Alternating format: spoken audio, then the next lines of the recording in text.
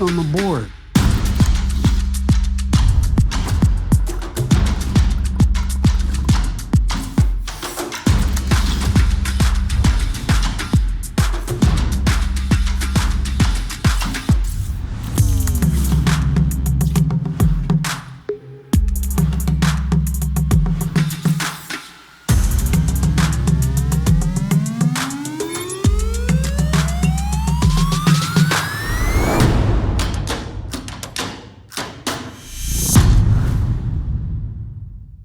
To kick things off, please welcome Axios Chief Technology Correspondent, Ina Fried. Hi, everyone. Welcome. It's so great to see you all. I'm both here and on the live stream. I'm excited. This is our third AI Plus Summit and our first in New York City. And what better time to have it than during New York's Tech Week. And first off, I really want to give a big shout out for the contributions of Tech NYC, both for helping us with this and for all the events they're doing during Tech Week. We launched the AI Plus Summits in November 2023. We really noticed, as I think everyone did, that AI, and particularly this generative AI wave, was going to be the most consequential shift in a long time. It's certainly the most consequential shift in my 20 plus years of covering tech. And we wanted to have a regular venue to get into the details, to talk about what's working, what's not. And I really think of today as a check-in. And we really should look hard at what is working, what we want to see more of, what we need to worry about, because there's a ton of fears around AI, some of which we probably should be worrying about even more, some of which we might need to worry about in a little bit, and some of which probably aren't the right areas to place our concern. So we're going to talk about all of that today. We also have a few surprises in store. I'm not going to spoil too much, but there will be a robot and some football gear. That's all I'm going to say about that. To give you a quick roadmap of today, the main stage program will run until around 5:20, when we'll have a cocktail reception right here immediately following. So don't forget to stick around for that. You can post all about today on social. Use the hashtag Axios AI Summit. Feel free to venture downstairs if you need to use the restroom, take a phone call, whatever, refreshments. But all the programming will be happening up here. And I want to mention one fun thing we're doing, which is with our partners at Meta, where they're showcasing their AI image generator, Imagine. And one of the things that's different about Imagine is, a lot of these text-to-image engines, you type in something, you get back an image, you don't like it, you type in something new. What Imagine lets you do is it actually starts generating as you're typing. And that's both saves you a little time, but what I really like is it kind of gives you insight. I'm hesitant to call it how it's thinking, because I think we do have to be careful about anthropomorphizing tech, but you really do see how it works. So we want all of you, if you're interested, to give it a try. There's instructions on the back of your cards, your name tags, with a QR code. Scan that.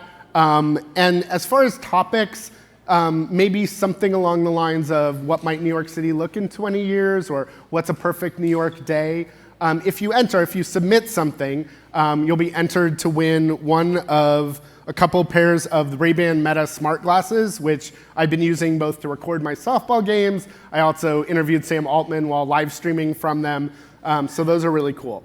Lastly, I want to remind folks that we are going to be doing our West Coast installment of the AI Plus Summit, December 17th in San Francisco, which happens to be my 50th birthday, so we're going to party for a number of reasons. We'll have survived this year, which will be something to celebrate. Without further ado, I want to welcome two of Axios' co-founders, the Axios Axios Mike Allen and Axios HQ co-founder and president Roy Schwartz. Thank you for the promotion and for your coverage. Happy birthday a little early. Hello to Axios AI Plus Summit, both in the room and virtually around the world. I'm Mike Allen, a co-founder of Axios, and we're going to do something we've never done before. For the summit, I and my co-founder, Roy Schwartz, who's also the CEO of Axios HQ, our AI platform for communications, are going to go inside the conversations that we've had every morning with Jim Vandehei for going on 17 years now. 17 years, 4:30 a.m. Feel free to join us. Now, Roy, were you a Axios early bird or a natural early bird? I'm definitely not a natural early bird, but these guys wake up super early, so they figured they'd give me a call and wake me up. We're going to unpack three quick things here to kick things off at the summit. How we're thinking about talking about AI in the world, how we're thinking about it in media, and how we're thinking about it in communications. To start with the world, so we were rehearsing a little bit ago, and Axios publisher Nick Johnston, who you'll hear from in a bit, said, everyone's here because we're fascinated and we're terrified. And I was like, that is perfect. Yeah, exactly. And it's also, we want to know what's real, right? What's going to lead to true productivity? There are billions of dollars being spent. How is that going to translate into what we do in our work lives, what we do in our personal lives? Yeah, and try to get past what's real, what's hype, what is in the wild, and most importantly, a sneak peek at what's coming. And when we think about Axios in media, and this is something that Jim, you, I have been obsessed with for years now, is how is generative AI going to affect what we do, and how can we use it to bring even more expertise to our audience, to make smart professionals smarter, faster on the topics that matter, most especially including AI. And the way that we look at it is, one, like we're leaning into being innovative and experimenting, but two, in our newsroom, it's always humans first, journalists first, which is part of how we build trust with our audience. And we're using the tools to help our journalists do more on more topics for more people. Yeah, one of my favorite use cases for how we're using it in media is we take data sets where we have, all this city data. We have 30 different cities that we now cover on the ground locally, and we grab that data set and we're able to quickly generate some drafts of content using that data in order to help the journalists get a head start.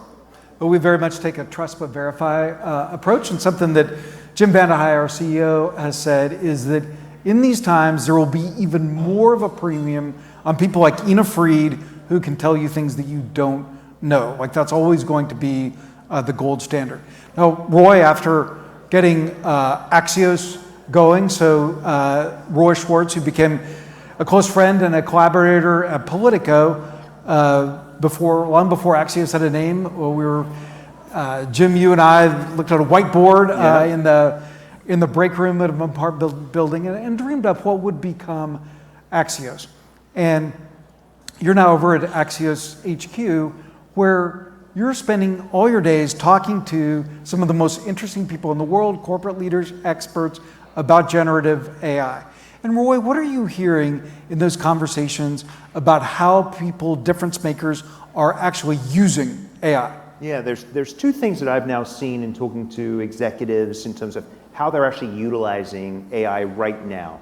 One of those is as a knowledge base. So searching through emails, documents, spreadsheets, being able to extract information to understand where can I find this answer to this question amongst all the corporate documents. So that's real, that's definitely happening right now. The other is in augmenting writing. So I see a lot of tools that are helping people write more. That unfortunately means a lot more emails, a lot more text messages coming your way in the next few years. But that's also our focus at Axios HQ. How do we make everyone better writers, better communicators, and make everything sort of more efficient at work? Now, Roy, in the spirit of going behind the curtain and a sneak peek for this audience here in the Meatpacking District of New York and on the live stream around the world, what can you tell us about tools that are coming that will help people with these big problems? Yeah, we have something to show you today. It's a world premiere. No one's seen this before. So this is our version of Copilot. We call it Comms Pilot. And we're going to play a short 1-minute video. Comms Pilot is the new virtual communications assistant coming to Axios HQ. It combines the editorial excellence of Axios and the communications expertise of HQ to improve internal comms. Let's take a quick look at what Comms Pilot can do. Comms Pilot can quickly craft a smart brevity card on any topic important to your organization, using your draft copy or even just suggestions. It can analyze long content and turn it into something quick and easy to read. It can then work with you to fine-tune that update. It can also add more or edit the details down to what your readers care about most. And over time, it learns more about your organization every time you use it. It can look at and analyze your past communications and remind you about things you haven't touched in a while, or a project it's time to share updates on. That's really cool. I saw that Jimmy, who was the voice of that, gave himself a shout out in there. And I love the little brainstorm button. That's very cool, very friendly. So to finish up here, we always, at Axios, we always look at what's next. And looking ahead, 3 quick ideas that, as Jim, you and I think about how can Axios serve this amazing audience better in an AI world. The first is trust. And that's always going to be the number one thing for us. That clinical coverage, no bias, no opinion, never waste your time, never insult your intelligence. And the second, this is Ina Fried, the expertise, human expertise, which has been part of the design from Axios from day one, but more important than ever. Yeah, and now at Axios HQ, when we think about humans in the loop, we want to make sure that it's not just the AI. We're also using best practices and expertise. So we are actually using former journalists. In fact, one of our people is the former writer of the Presidential Daily Briefing. In terms of how do you write content, how do you frame content, and we use that expertise in order to help the recommendations for the AI. And the third part of how Axios is thinking about the future in an AI world is something that you all are a part of, both here on set and people watching around the world, and that is human connection, which has never been more important. An expert talking to one of our journalists, vice versa, telling you something you don't know, illuminating, narrating the world. So very excited about the conversations ahead. And Roy, what do you have for us? We do have a demo in the back, so if anyone wants to see AI live, can go back anytime, and we'll be happy to show it to you. And I think on with the show. Great. We thank IBM and Meta for making these conversations possible. The incredible Axios events team, which is here all night, spinning up this amazing experience. Thank all of you for being the greatest audience in the world. Have a great AI Plus Summit. Thank you.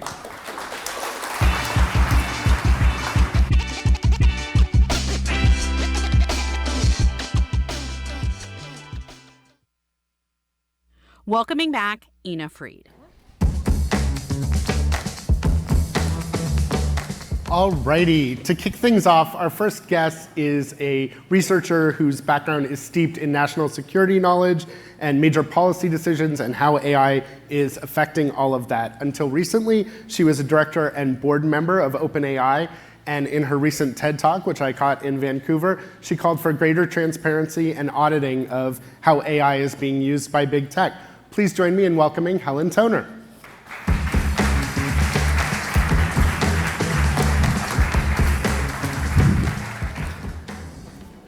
On the TED AI podcast that dropped last week, you shared a little bit more about the board's rationale for firing Sam Altman. You mentioned a couple things, not getting a heads up before ChatGPT launched, finding out like most of us did on Twitter, not knowing about some of his ownership involvements with a fund that invests in related companies. And I think also you felt that you were being unfairly targeted for a paper you'd written. Is that the main things, or what else was kind of, that you can talk about was going on in that decision? Yeah, unfortunately, there's still a lot that is pretty hard to talk about, just for all kinds of legal and confidentiality reasons. But the way I would put it very briefly is essentially that we had years worth of issues with trust, accountability, oversight, and then that was really compounded by some very serious conversations we had with leadership at the company, a couple of senior executives last fall. Some of the examples you named were part of it. There are many other examples that formed a larger part of the picture. I think better not to kind of rehash it all here, but if folks are interested, they can certainly go look at that podcast episode. And I think maybe we can leave it there for now. The rationale that you shared at the time, that the board shared, was that Sam wasn't being consistently candid.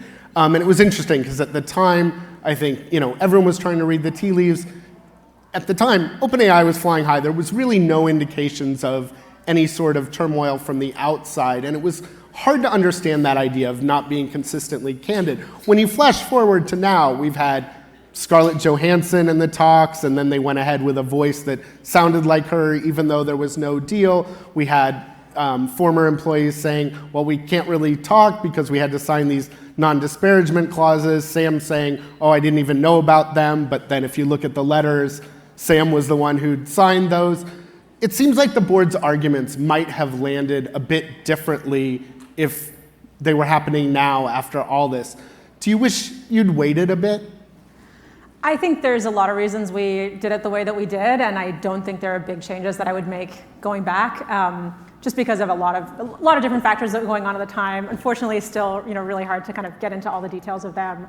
I think what we've seen over the last few months, though, is really increasing awareness and I think public understanding of the importance of governance for these companies, the importance of the processes they're using to make decisions, the importance of trust in the companies and the leadership.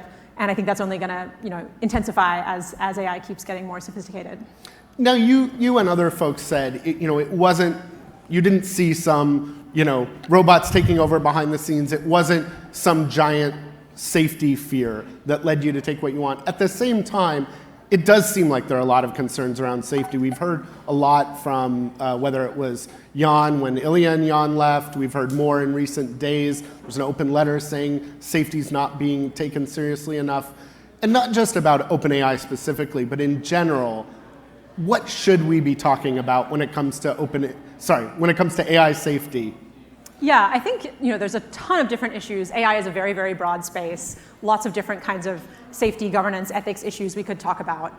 I think for a small subset of companies, there's OpenAI, but also Anthropic, Google, Meta, that are explicitly trying to build extremely advanced AI systems. Some people will call it AGI, artificial general intelligence. Other people don't like that term, myself kind of included. But I do think for those companies that are explicitly trying to build very, very advanced AI systems, that is a really ambitious goal. It is a goal they will all tell you, stands to potentially change the world, and a goal that many researchers will tell you comes along with really significant risks. So again, I think something that we're starting to see a little bit more awareness of over the last few months and years is the fact that if you're a company and you're trying to do that, that's your stated goal, I think you should be subject to a little bit more scrutiny, a little bit more questioning, and the public, the government wanting to understand kind of what is it that you're doing and why do you think that it's not just safe, but also responsible, going to redound to the benefit of society and the public, and not just to the benefit of specific individuals at those companies.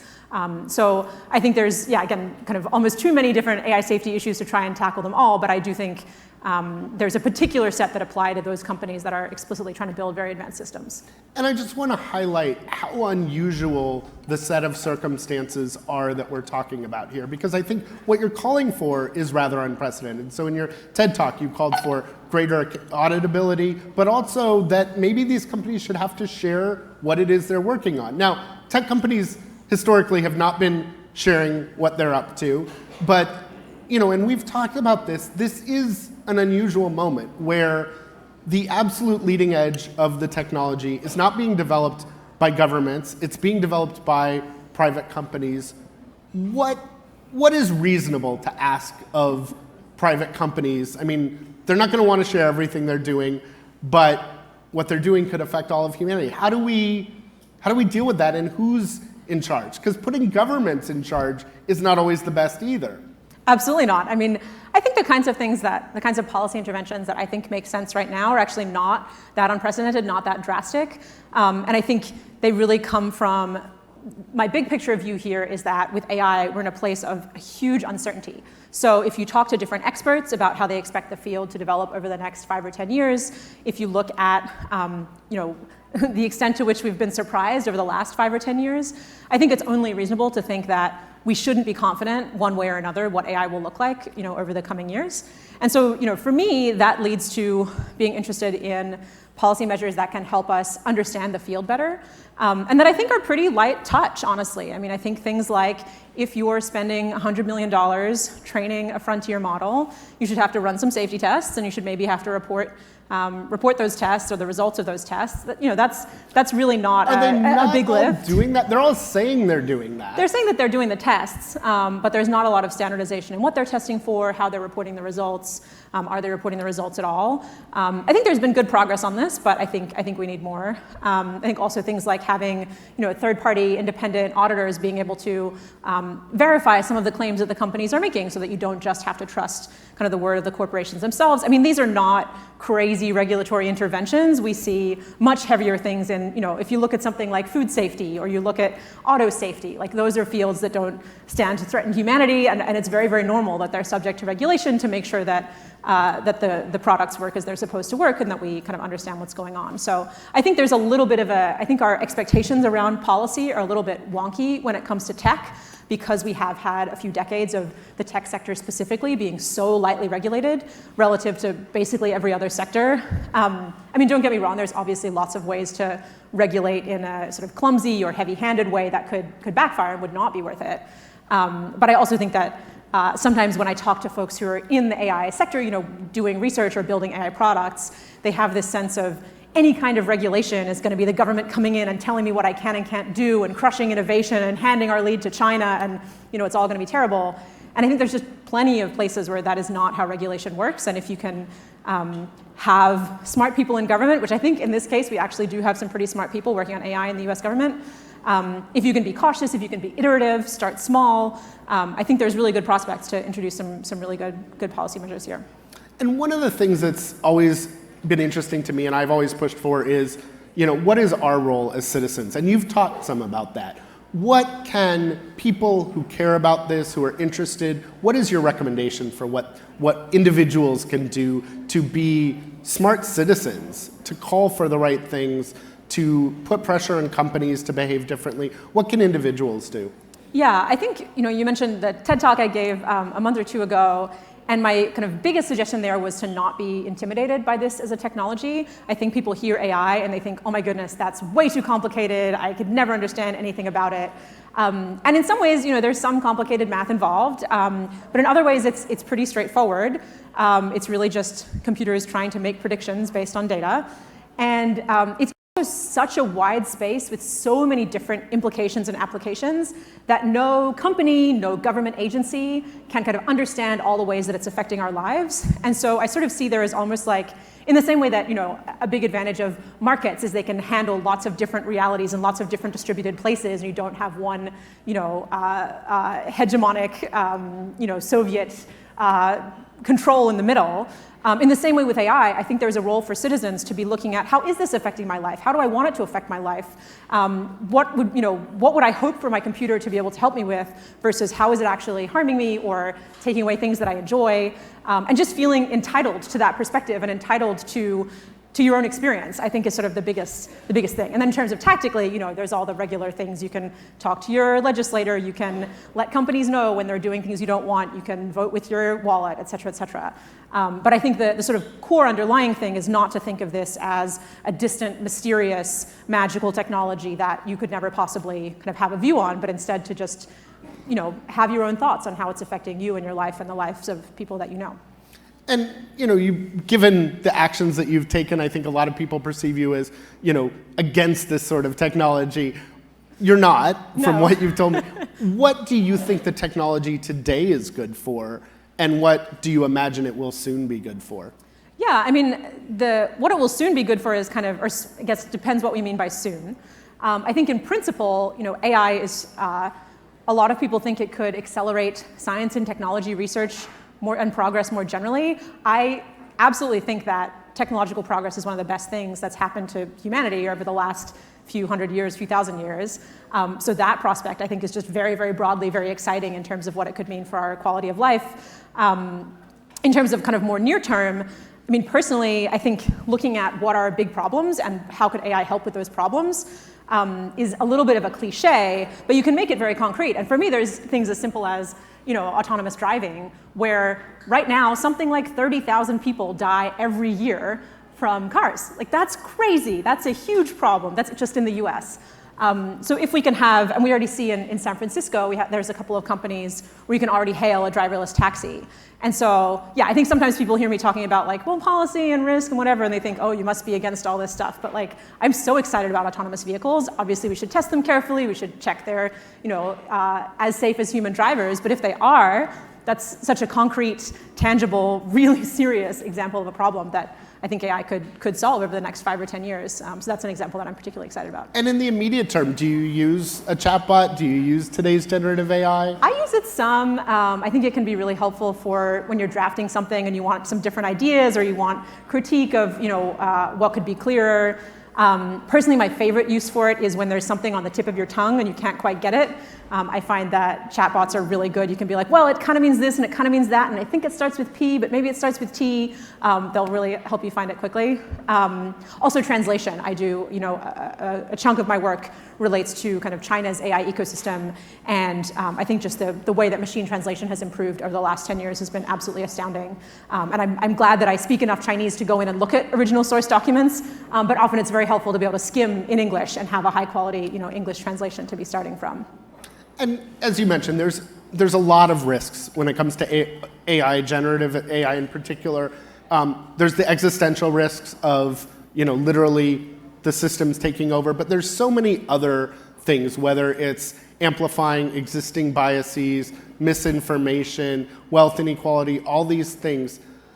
How do we have a nuanced conversation? I've always been a big advocate of we got to put existential risk, we got to have that conversation, have it off to the side, and then we have to have a conversation about other things that are not theoretical, they're here now. Misinformation, all the ones that I talked about.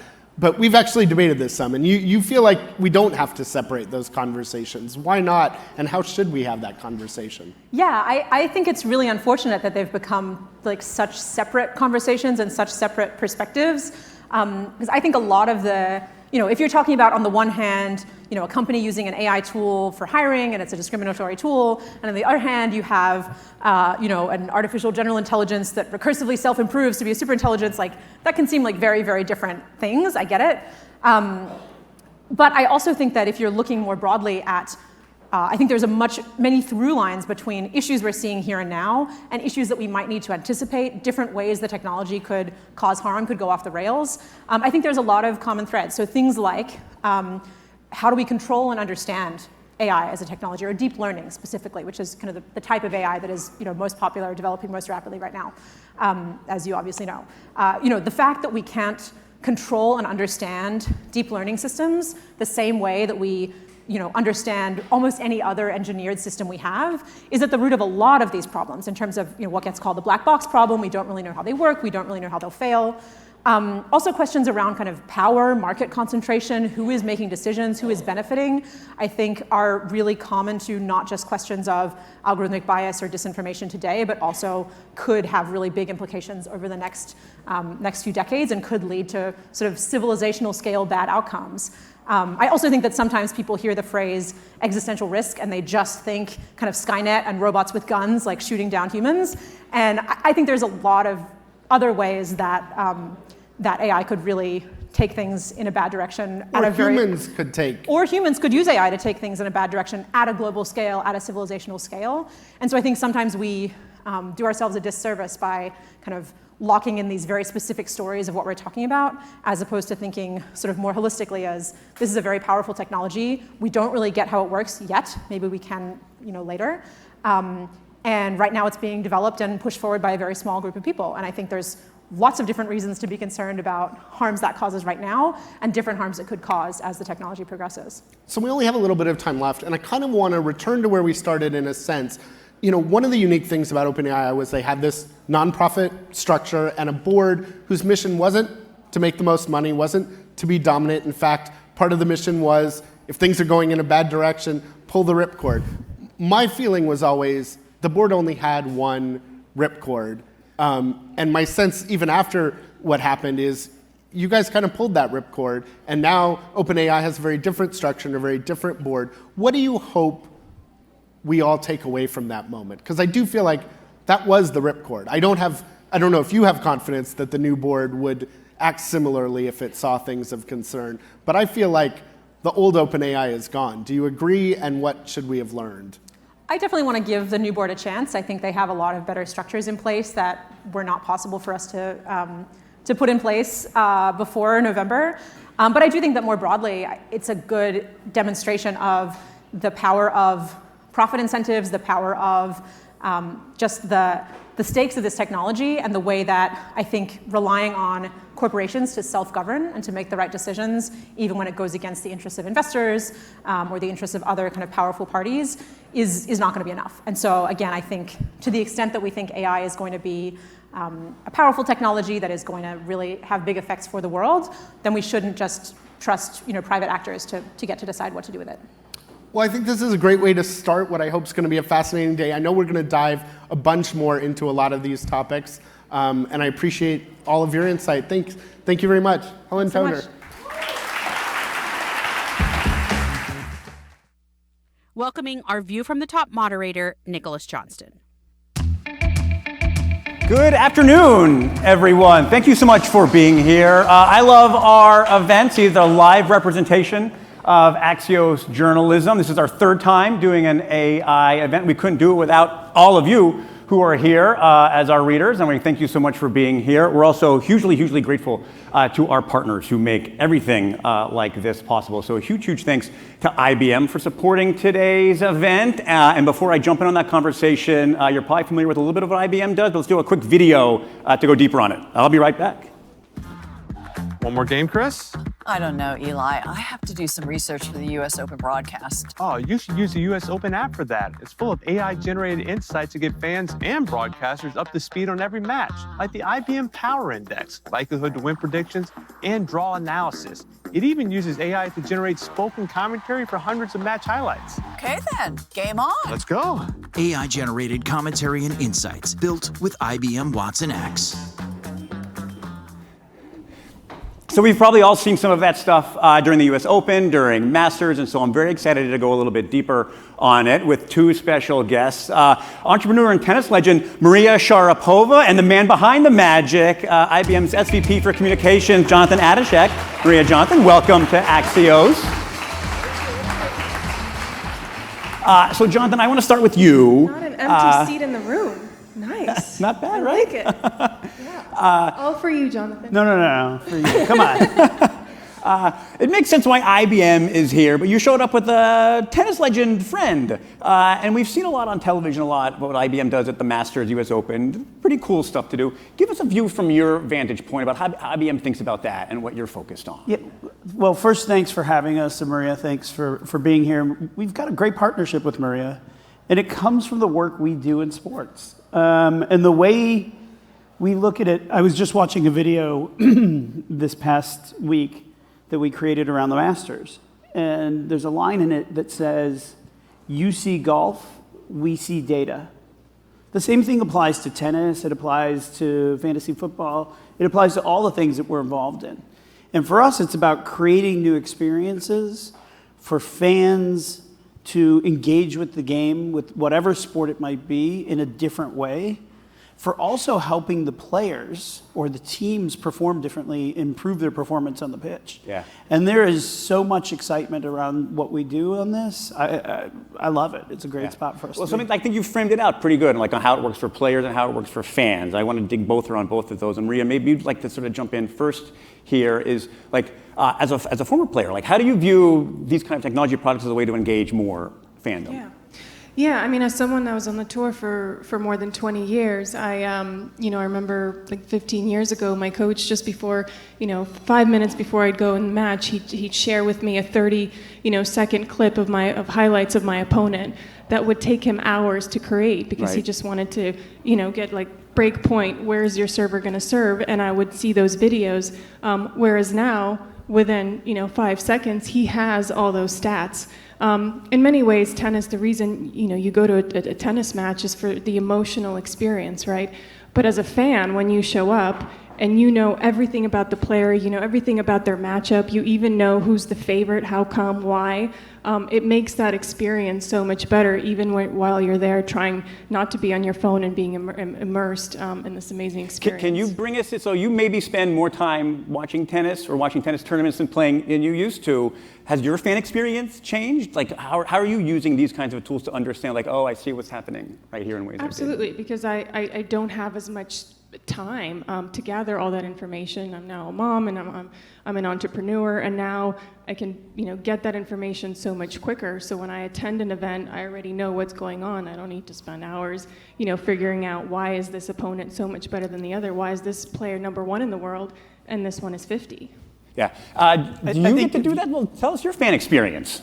I love it. I mean, and like Maria's talking about for tennis, we look at golf. I've had many a golfer at the Masters say, I go home every night after the round and I spend all night on your app, the Masters app, because you can look at every shot that every player is taking and they can all think about how do they play it the next day, knowing where the pin's going to be placed and how that changes. And the same thing as a fan, how do I get a broader experience? Because people don't, when you think about Wimbledon and you think about the US Open, most people think about center court and everything that's happening there. But there's 18 courts at Wimbledon, right? And there are 18 matches being played at the same time. And when that amateur who has made it in, who lives in Brazil and the family can't come, and you can watch it online and you can engage, you can get that commentary provided. See and engage with much more than just what's, I guess, on the front page of all of it. Exactly, yeah. I mean, seeing if you're an up-and-coming player that's 17 years old and you have a fan base, in India and Brazil, and you get to hear commentary in all these different languages, and something that you tried out for the first time at Wimbledon last year, I remember, where they did AI-generated commentary for all the courts, which when I played that certainly wasn't the case. But back to like the US Open and the draw analytics and the app and where you go to see all of that. As a player, when the draw came out previously, you'd know your matchups, who you play well against and who you didn't match up well against. But now an app tells you that. So if I was still playing, I'd turn on this app. It basically would tell me if I could win or not, which I could use that as fire, by the way. The other thing that we have done in the past is we look at unstructured data that's out there as well. And we've used unstructured data to make some decisions and predictions. Not always public, but we've made some predictions about... What kind of unstructured data is that in sports? There's a certain tennis player who I will leave nameless during COVID who was looking at their social media feeds. We could see that they really they loved being at home, just over the course of time. And you start looking at that thing and you see how much they're away during COVID because they weren't from the US, and could they go back and forth? And we said, we think that person mentally, from what we're seeing that they're publicly posting, not like we're not going trolling people and publicly posting and amplifying this stuff. We said, we think that their brain, they want to get home because this was the only thing that was between them and getting home. And that person crashed out early. This is a wild thing. You're able to look at so much more data and figure it out. Well, I'd love to hear that from a professional standpoint, as a player, as a coach. What can you learn about a player to even help them get better or understand what their weaknesses are that? Yeah, I mean, you'd almost wonder, what is the position of a coach now, right? Because a lot of the things, once you get on the court, a lot of it is instinctual. But what you learn and what you process from a coach prior to the match is very important, but when you get on, it's very instinctual. So all that data that now he can draw within minutes, within seconds, is incredibly beneficial to me because I now know that when I'm down a break point, I know where my opponent's returning best, right? I know if their forehand's better, if their backhand's better, where have they done, And you know how your opponent will play because you can look at the data and it'll tell you this is what they'll probably do next. Exactly. And the other things, you don't need to question your coach, which I occasionally did. He would, show me a few videos and I was like, are you sure? And now he actually shows me, valid statistics. Yeah. I mean, what you said at the beginning was very interesting is that previously, if you'd wanted to learn about what your opponent would do, it would take hours and hours and hours of scrolling through data. It would be essentially impossible. You can't. Now, as you're walking into the tunnel. I would myself spend, because I was so deeply interested in that type of data. I wanted to know, of course, you get out and by being, a player for so many years, you know what it takes. But if you've done your math, if you've done your homework, it's But the homework would take a long time, right? Yes, but not. We just did not something. with Jonathan. Huh? Not with you. It's quick. It's quick. We just did something with FC Sevilla, the soccer club in Spain, and we took hundreds of thousands of scouting reports that they had, and we help them create an AI solution, they now with natural language prompts can go and look at all these players from game reports and scouting reports and understand who do they want to go sign, who do they want to bring into their program, even at a younger age. Because it's great. We all know Maria because of the great career she's had.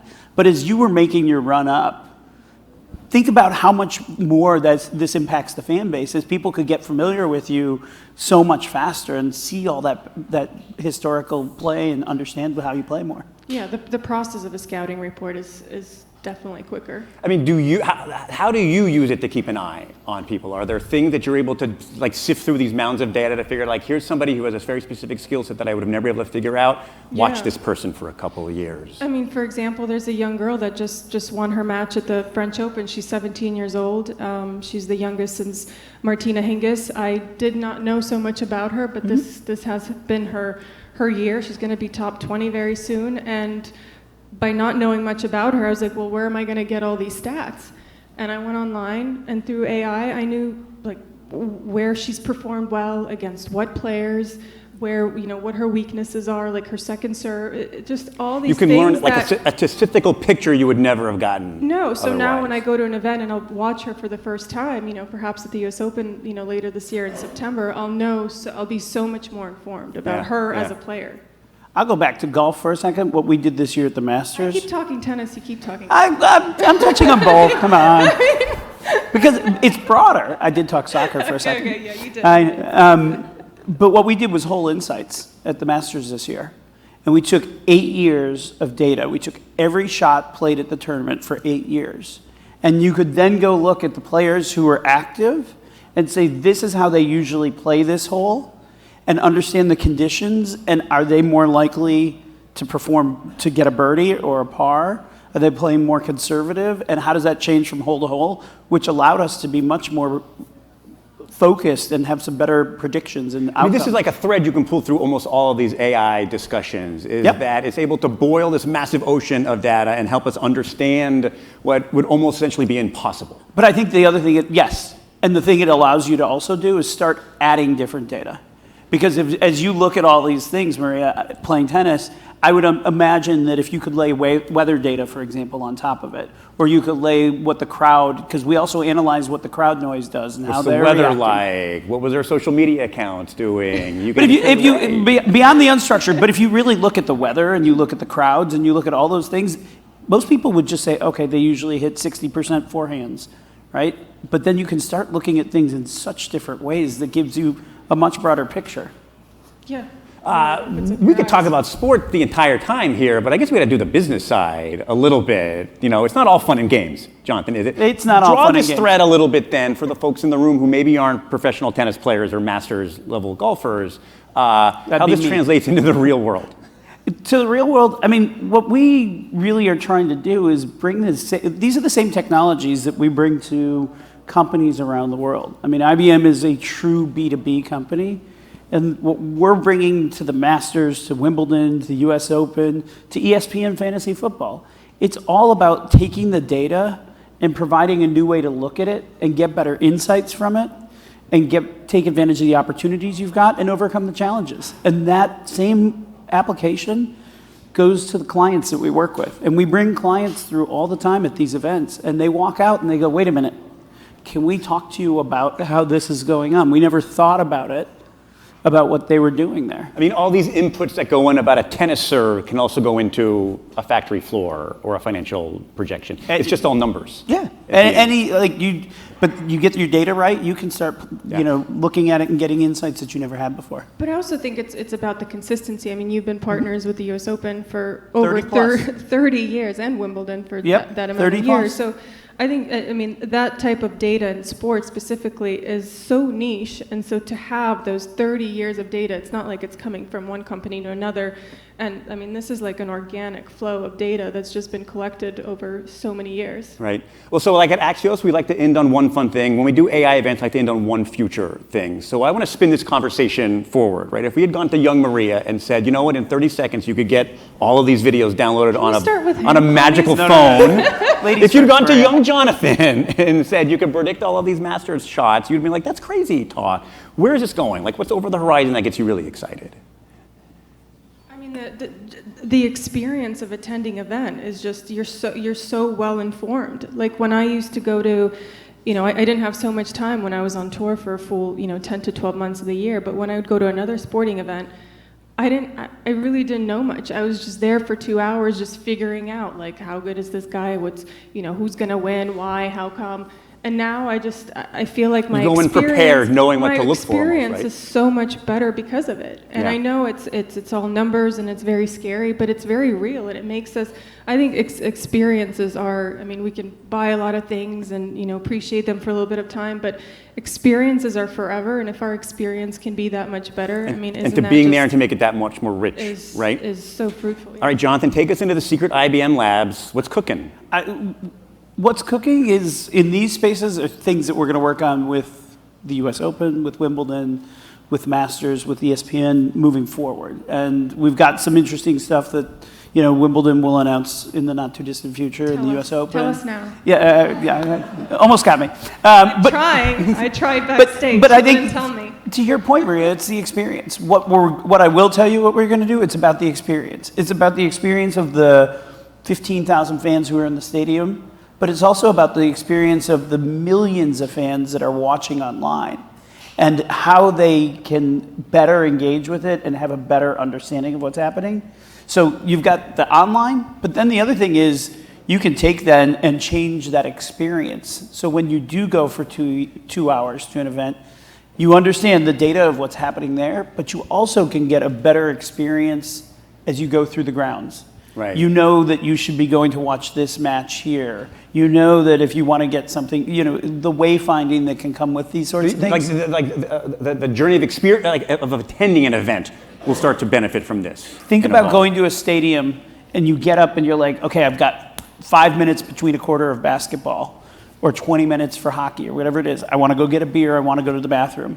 Very simply, if you could open your app and start saying, and it knows where you are, and it says go left because the line to the bathroom is shorter, and go right if you want a beer. Oh, I need that. Exactly. But you think about that because it also maximizes. When I would step out at Wimbledon last year, like, you know what it's like, Maria. They keep you out of there until we know what it's like at Wimbledon, right? I actually don't. I'm going to be. I'm going on the grounds this year for the first time. I'm going to do a whole walkthrough of the grounds, which I haven't done in many years. So figuring out other ways to take all this data and interpret it and provide it to the person watching, attending, and to have the best experience possible. Virtually or in person. That's what's going to continue to happen, and it is massive, the opportunities. Perfect.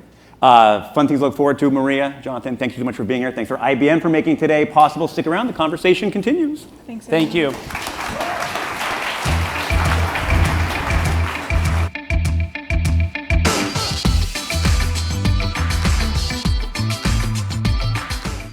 Please welcome Axios Pro Tech Policy Reporter Maria Curie.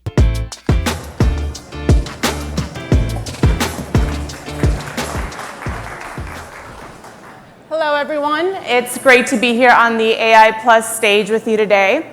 These days when we think about content creators, we often think about influencers and TikTok, but there is an entire ecosystem out there of content creators whose livelihoods are really being impacted by AI. And that's why I'm so excited for this conversation that we have coming up here. We're going to hear from Michael Sanchez, the CEO of Raptive, an ad management company that helps creators build independent companies and brands. And he will be joined by Lisa Bryan, who is the founder and creator of Downshiftology, a recipe site. And she will attest to how AI has helped her grow, but to also how it could obliterate the creators' online economy entirely. Michael and Lisa, come on out. Hello.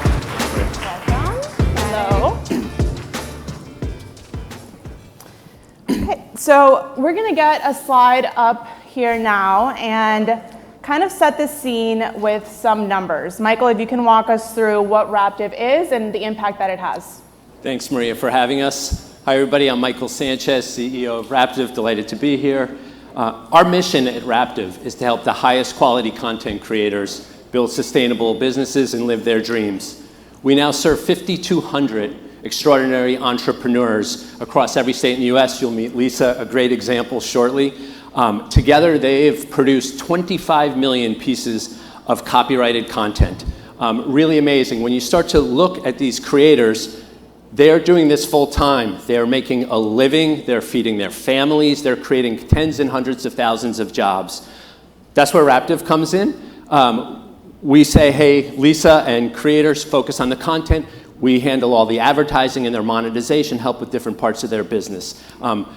This has been an amazing journey, and I think it's one of the kind of secrets of the internet and the open internet is the scale that these extraordinary content creators have reached.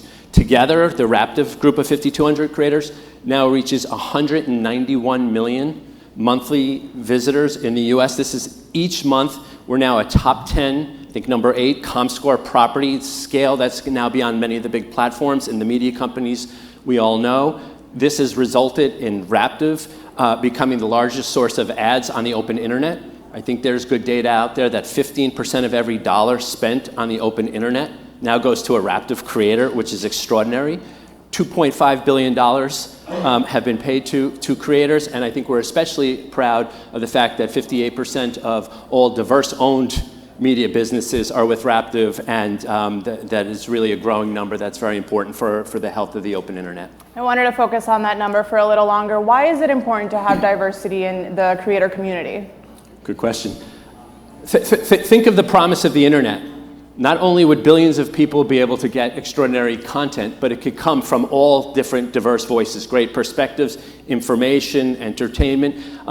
Just within Raptive, 80% of our creators, our entrepreneurs, are women-owned female businesses, and we have a rapidly growing number of Black-owned, Hispanic, Asian, and these are the diverse voices that give the internet important diversity. And we're going to obviously, Maria, going to talk about AI here, but if you abstract out all of that personality, you're just going to have a plain vanilla answer. We're going to lose the diversity of what makes the internet special. And even when you look at results, we're going to lose this very important part of the open web. Another figure that really strikes me here is the 25 million copyrighted works that have been published online. That's just an enormous number. Talk about the importance of that work. Think about the blood, sweat, and tears and the creativity and the brilliance of the thousands of creators. I've got a few thousand of those on my site. I'll take credit for those, yeah. Thousands and thousands of pieces of content that are expressed. It's narrative, it's photos, it's images, it's stories, all copyrightable, all protected. And now as we look towards generative AI, we're very concerned that all that gets lost in the desire to put one answer forward into a new experience. And we'll definitely get to that. If we can cue up the second slide here and kind of get into why all of this matters and turn it over to Lisa. Lisa, tell us about what downshiftology is and how has it become your livelihood? Sure. So about 10 years ago, I started downshiftology, I say, in a blaze of burnout from the corporate world where I was probably working too much, had a little too much stress, and wasn't eating healthy. And I was going through some health issues at the time. And so I left the corporate world and I started this little old website where I thought to myself, I'm just going to share some healthy recipes and hopefully help some others out there who might want to downshift in their lives as well. And over time, what started as this little passion project turned into a vibrant digital media company where my audience grew over time and the entire ecosystem of independent publishers grew as well. And now today, downshiftology reaches over 100 million people a year, which is just mind-boggling. Yeah, absolutely. And then just to zoom out, this is 78% of creators, their number one concern is that AI will negatively impact their income. Can you zoom out a little bit and tell me about what you're hearing from the other creators that Raptive supports? Maybe just to put all of this in context, and the AI platforms, OpenAI and Google, which we're most concerned about at this moment, they have scraped the whole internet. The 25 million pieces of content have all been scraped. That's been their training data. And I'm sure everyone saw their announcement a couple of weeks ago. But they are in full rollout of changing the search experience, now called AI Overviews, where they've trained on Lisa's content. But now the results will be derived from Lisa's content and all the other content creators, and will give an AI answer. And then maybe some links, we'll talk about that, I'm sure, but the real danger here is that their content's been trained upon, and then the traffic, the lifeblood, the revenue that goes to all these content creators will go away. There will no longer be the traffic back, revenue will be hurt. And so when you talk about 78% of content creators are worried about AI, let's put a human element on that. Of the 5,200 creators we serve, many of them are making $60,000, $75,000 a year. If you were to cut their income in half, which is a very possible scenario as this rolls out, that's devastating to their livelihoods. For the larger creators, they're employing quite a few employees. There's no wonder that creators are extremely worried about their livelihoods. And I think that's a really important point, because a lot of people out there see us as solopreneurs, independent, creators, but it takes a team to create high quality content. And so as creators start to lose traffic to their sites and lose their livelihood, it's not just potentially creators going out of business, it's all of the people that they employ as well. And so I think that's a really big concern. And then to the AI overviews point, you're getting these results that I call it amalgamated mishmash. It's taking little bits and pieces and stripping out the humanity, stripping out the personality and the perspectives and the unique viewpoints. And so you're just getting this very homogenized content without what makes each of those unique pieces of content, valuable. So we've talked about the revenue concerns, the concern that your employees might also be on the line here. If we go on to the third and final slide, we'll see a layout of the different concerns. If we could get to the third slide, please. So let's talk a little bit more on the misuse and competition aspects of this entire story. What are the concerns around misuse, Michael? We still see it every day, and there's a lot of examples of AI misfiring, but they are putting out answers in content, sometimes even citing our creators that in the silly examples, hey, here's a blueberry pie recipe, and then all of a sudden they're citing a creator, and the recipe is terrible. And so there's real concern, and I don't know, Lisa, if you want to talk about competition. I think I akin it to one of the biggest heists of copyright infringement happening right now. And if I were to go into ChatGPT or a Google search and say, so I have a published cookbook by Penguin Random House, and if I were to say, hey, give me paragraph 1 of chapter 3 of my cookbook, or if I were to say, on YouTube, I were to put a 3-second snippet of a Taylor Swift song, both of those things would get swiped down immediately for copyright infringement. But on the open web right now, our content is just being scraped and repurposed, and that copyright is not being acknowledged at all. And are you worried that this will increase competition against, your work? Absolutely. And what is happening is it's increasing competition against myself of my own work. So it's scraping my content and my recipes, creating a mishmash form of that, and then competing head to head with me. So we talked about the announcement that Google recently made that it now has these AI-generated summaries when you put in a query. I want to give you some of the arguments that Google has made for why this is actually a good thing, and then have you respond. So Google says it's actually showing more links with its AI overview feature, and that those are getting more clicks, which is ultimately beneficial for publishers. What's your response, Michael? We hope that turns out to be true. They were testing for the better part of a year, and we had very deep analytics on all their testing when they would test using the search experience. Certainly in the testing, we saw substantially fewer clicks. And then when you look at the actual experience that they're putting forward, here's a whole generated answer, and maybe here's a link or two. We don't think that'll be more traffic. The number one thing we're asking for, and the CEO of Google is out there publicly in interviews being pressured, and the question is, just be transparent. Show us the amount of traffic that's going to sites, and if we can look at that, there maybe is a happy result, but it seems pretty clear that the experience as designed will mean far fewer clicks, and back to the diversity, it's going to be a small number of big players who are getting the few clicks that are left. So we're very concerned. Transparency would be one part of the solution. Lisa, would you have anything to add to that? Yeah, I would say what I see, which is a little scary at this point in time, is this fractured internet where you're going to get AI overviews that, again, are these homogenized answers from a variety of sources. And then content creators are either going to get put out of business, which we've already seen. And this is everything from people in food and travel and gardening. I mean, it spans so many things. Just think of all the queries that we all do on a regular basis. And so then the content creators that are left are most likely going to start paywalling their content to protect it. And so instead of a free and open web that benefits everyone, you're going to end up with homogenized content or paywalled content. And I think that's just a sad future to envision. Another argument that Google has made is that the AI summaries will lead to growth for high quality content. I think we all have used Google in our lives, and sometimes we'll search something and we don't get the answer we want right away. What would your counter argument be to this being useful for consumers and having an immediate, better response? At this point, it is not extremely useful. I think over time, to be clear, AI will get better and better and will become more useful. I think a big part of what we're saying is it is the content creators who created all the content that has been trained upon, and they shouldn't be left behind. They should be a commitment that traffic is going. They should be compensated for being part of all this value creation. So, there was all the news out there of all the silly results last week, but over time it will get better. You just can't leave content creators behind and have their livelihoods go away when it was their content formed the basis of all of this.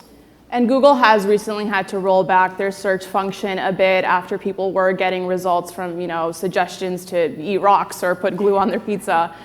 Is there a bigger danger here to having an ecosystem of information that is unreliable beyond these sillier, cases? Absolutely. I mean, so my website alone is gluten-free recipes. There are a lot of people out there with autoimmune conditions. If a result gets returned, say somebody wants to swap an ingredient and Google gives them a wrong or incorrect response, I mean, that could be detrimental to a lot of people out there. So I think these answers that are unverified and taken from a variety of sources, whether it be Reddit, whether it be chat groups where it's really hard to differentiate what's true, what's been said in jest, I think going back to the original content creator who has the expertise in that area, and it's their lived human experience that has given them the authority to create that content, I think it needs to continue to go back to the original content creator. Maybe, Maria, going back to your question about whether more traffic is going to go out to the open internet, we all watched their presentation rolling out OpenAI AI overviews, and it felt very clear what the vision was coming from Google, and it was, we'll do the Googling, let Google do the Googling for you.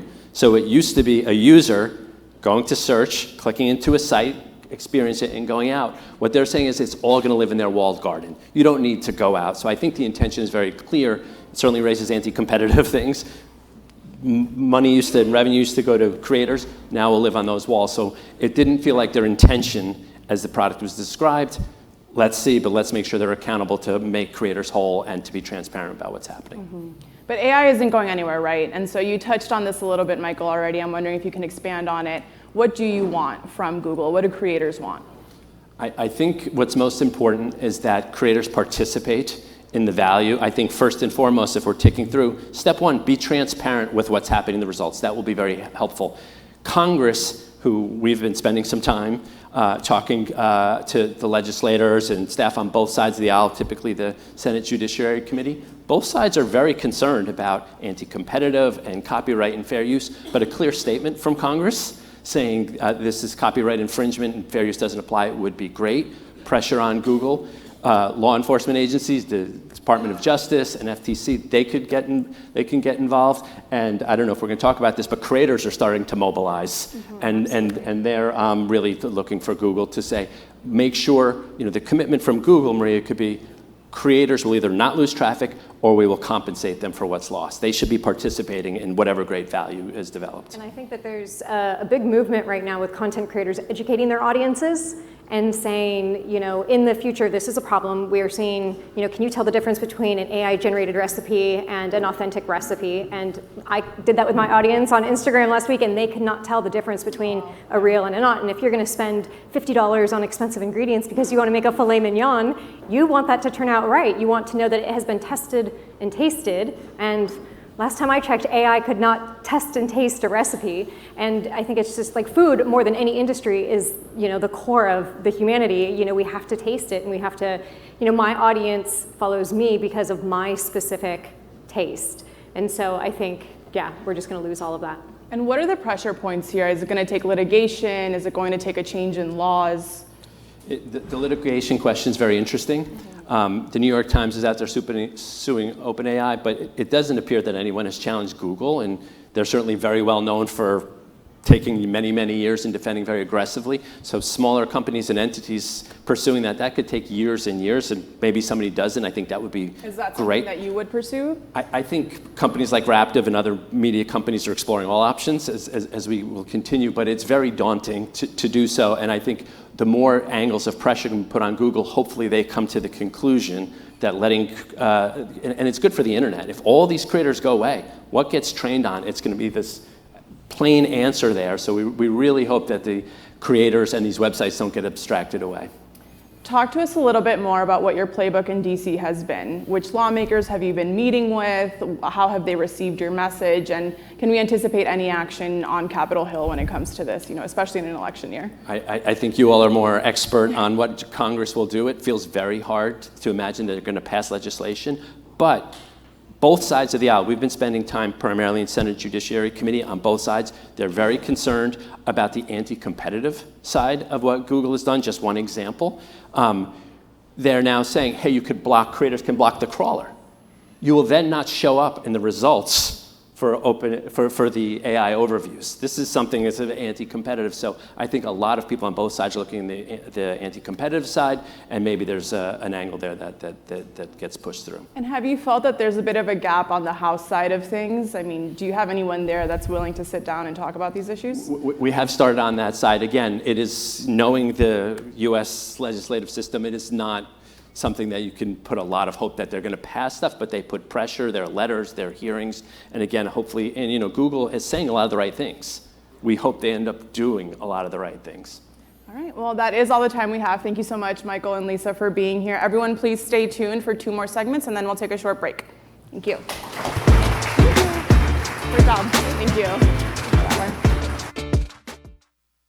Returning to the stage, Ina Fried.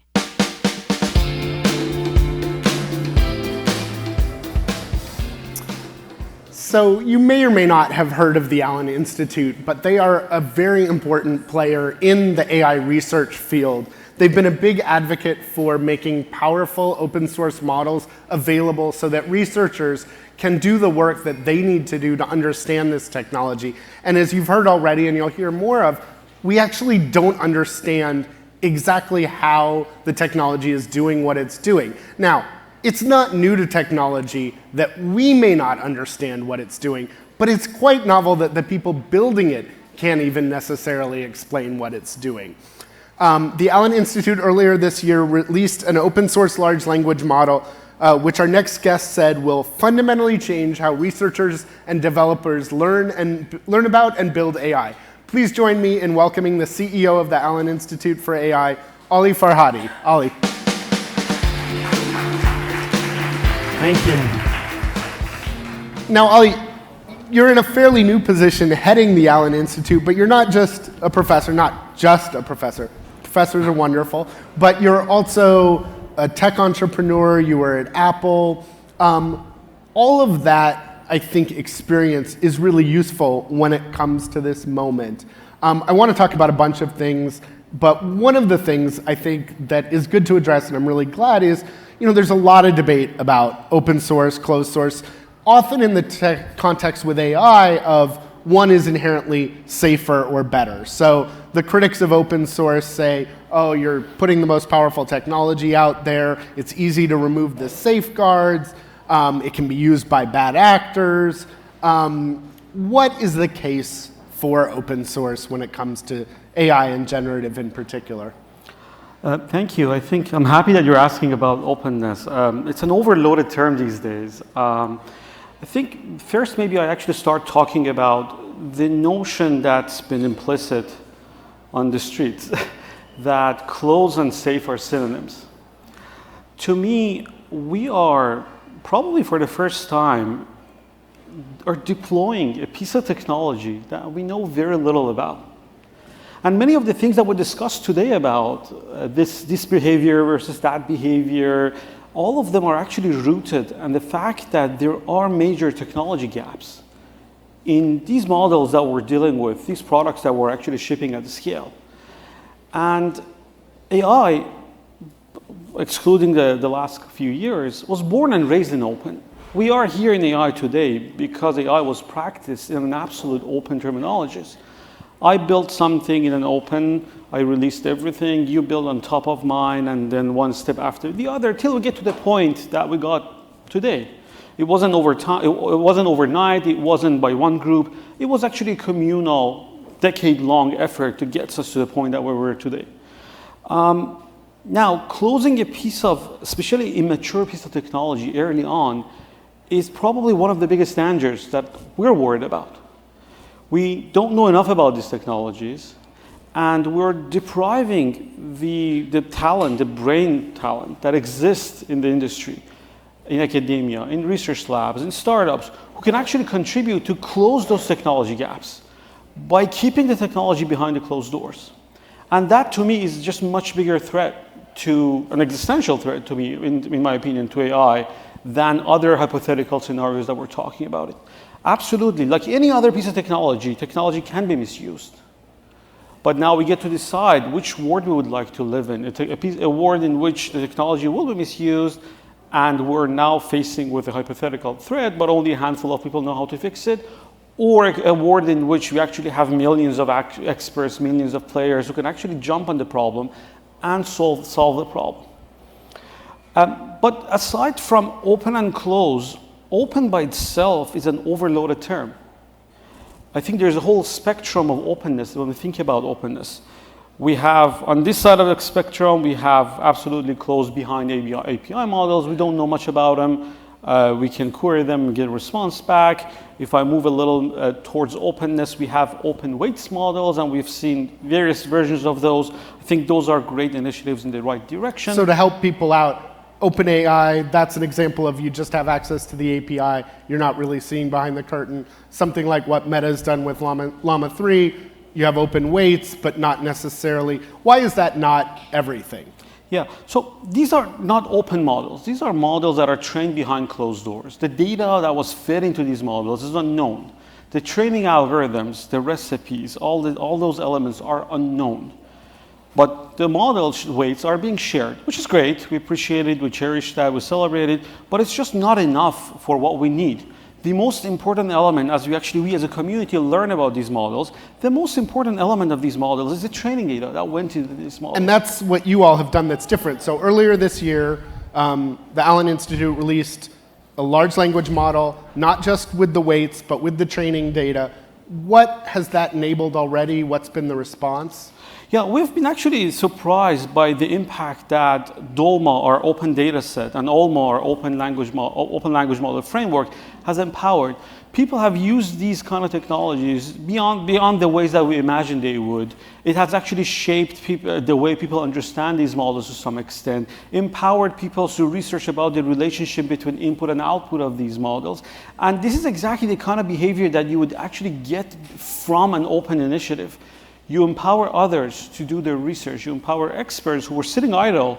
Now they could actually start building upon these technologies. If I only release my weights, it's great. Others can actually use it and fine-tune it to their task, but that is not barely enough for innovation, to fill the innovation gap that exists. Researchers, innovators, they actually need to have access to the whole stack. A key element in open source is the ability to build on top of what you have built. And what you guys have released is obviously very important. It allows some of that research that you talk about, but also the research community needs to understand what's going on broadly, and that requires a lot of computing resources, whether the model is open source or not. Do we need some sort of, I've heard people talk about the need for some sort of national compute resource or something where researchers can not only test, but really use at scale some of these models, both yours and others? Absolutely. I think there are two answers to that problem. One is that by opening up the whole stack, you're actually empowering others to grab your solution halfway and build on top of it, fork from it in a different way. And this means that you've already saved this much of GPU. Also, we spend a lot of GPU hours trying to reverse engineer what you've done, right? You've built something great, shiny, put out there. I say, I want one of those. You're not going to tell me, so what do? I just try to reverse engineer it. And I'm going to repeat the same mistakes that you have done. And just globally, if you look at the carbon footprint of that, the energy waste, the water evaporation waste, this is just not going to serve anybody. But aside from that, I think we do need national initiatives from that. And President Biden actually started near the National AI Resource. And I'm actually very happy we're co-chairing it. We're very happy to see how it's evolving. The first set of grants are out. We need way more of that. We need a lot more resources to be able to empower the talent that already exists in this country to start filling those technology gaps. Many of the problems that we think about today in terms of policy regulations, yes, they look like regulation problem, but as a matter of fact, they are technology problems. The root cause is actually the inability for us to control the output space of these models, let's say parametrically. And all of those, those conversations become much easier when we mature up the technology. What is the best way to mature up technology? The most effective way, open it up, empower everyone, every player in the market to actually start innovating in that space.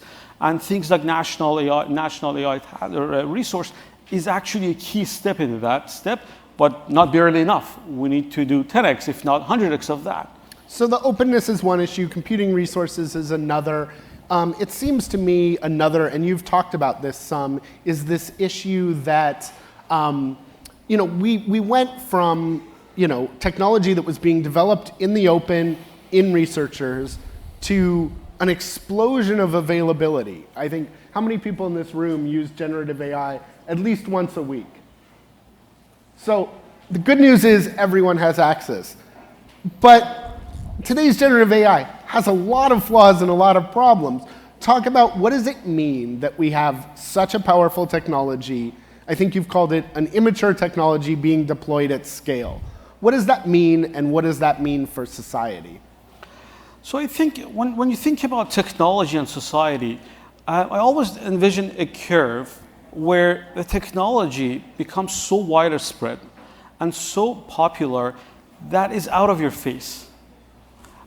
Internet, electricity, all of those are examples that when we're dealing with them, we don't realize we're dealing with the technology. We just take them for granted. My daughter she has such a hard time understanding why she cannot watch YouTube while we're in plane. We just take it for granted. Internet is always there. So I think a technology would actually need to go over that hump and becomes an ambient part.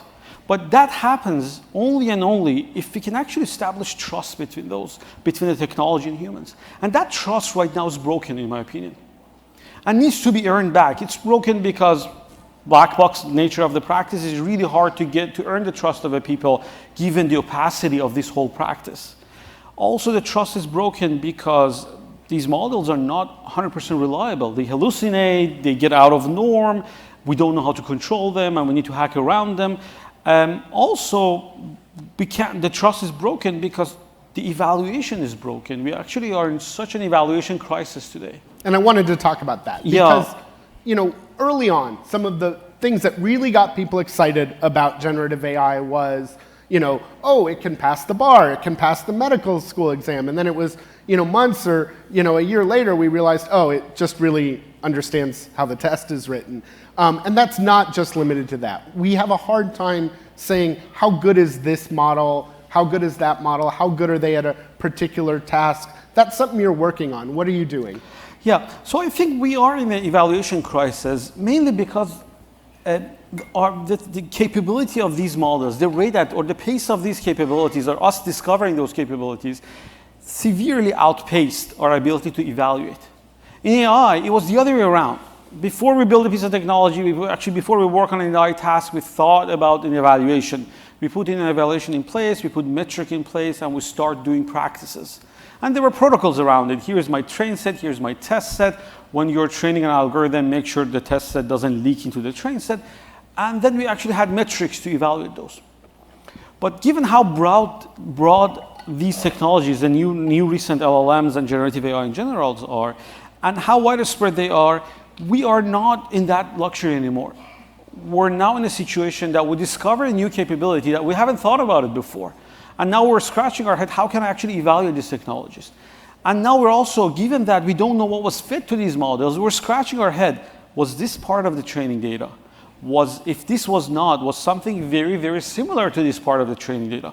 And without actually openness, it is hard to start being scientific about evaluation. And that's come up in a lot of ways. One of the ways it plays out is all these intellectual property lawsuits because OpenAI and Google and Meta aren't even telling us what's in the training data, it sure seems to a lot of creators of art and literature and music and videos that their data must have been in the training set, but we don't know. That's one set of concerns, attribution and compensation for creators, but also accuracy, who's deciding. How important is it to solve some of the problems of generative AI before we just leap to ever more powerful models? It is absolutely essential, both internally and externally. Internally, as a developer of these technologies, I need to compare this month of effort versus last month. Did we make a progress or not? And we need to establish some proxies. All of the players in this space have internal proxies for those. Many of them they even question their own proxies, but they are there as better than nothing. But the other issue that we have with evaluation, specifically evaluating things that are so widespread, is the axis for which we need to evaluate are unknown, or we will be surprised around it. And I think similar to the initiatives that we had around national resources to empower others, there should also be national standards for these. And I'm actually sort of super excited about what NIST is doing in this space. This is a national standards body. And we're trying to actually collaborate with them to figure out what is the right way to think about this problem. Is there a hope for standardization? You see tables coming after tables every week. And we sort of at AI2, we actually created some of those benchmarks, but we look at the way people actually compare results over that benchmark. It's laughable. It's just the last thing you could call a scientific approach.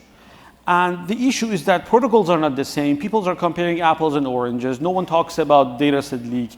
People don't talk about, is this a right metric or not? There are just a subset of data sets that are out there, and I pick and choose whatever that I like and report on them. Also, if I know you're going to test me on those data sets, what do? I just develop expertise for those benchmarks. And we've seen claims after claim that my model better than your model on those 6 things, but the minute I actually try it on the 7th thing, things fall apart. Given how much is at stake in terms of these tables and claiming mine is better than yours, I think we do believe we need national initiatives in figuring out what it means for a model A to be better than B.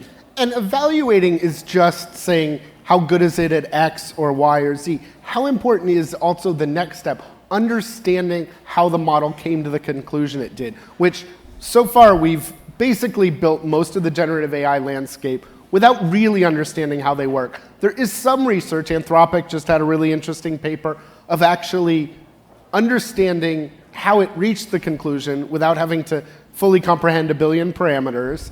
I'm curious, is that a worthy goal? Is it important?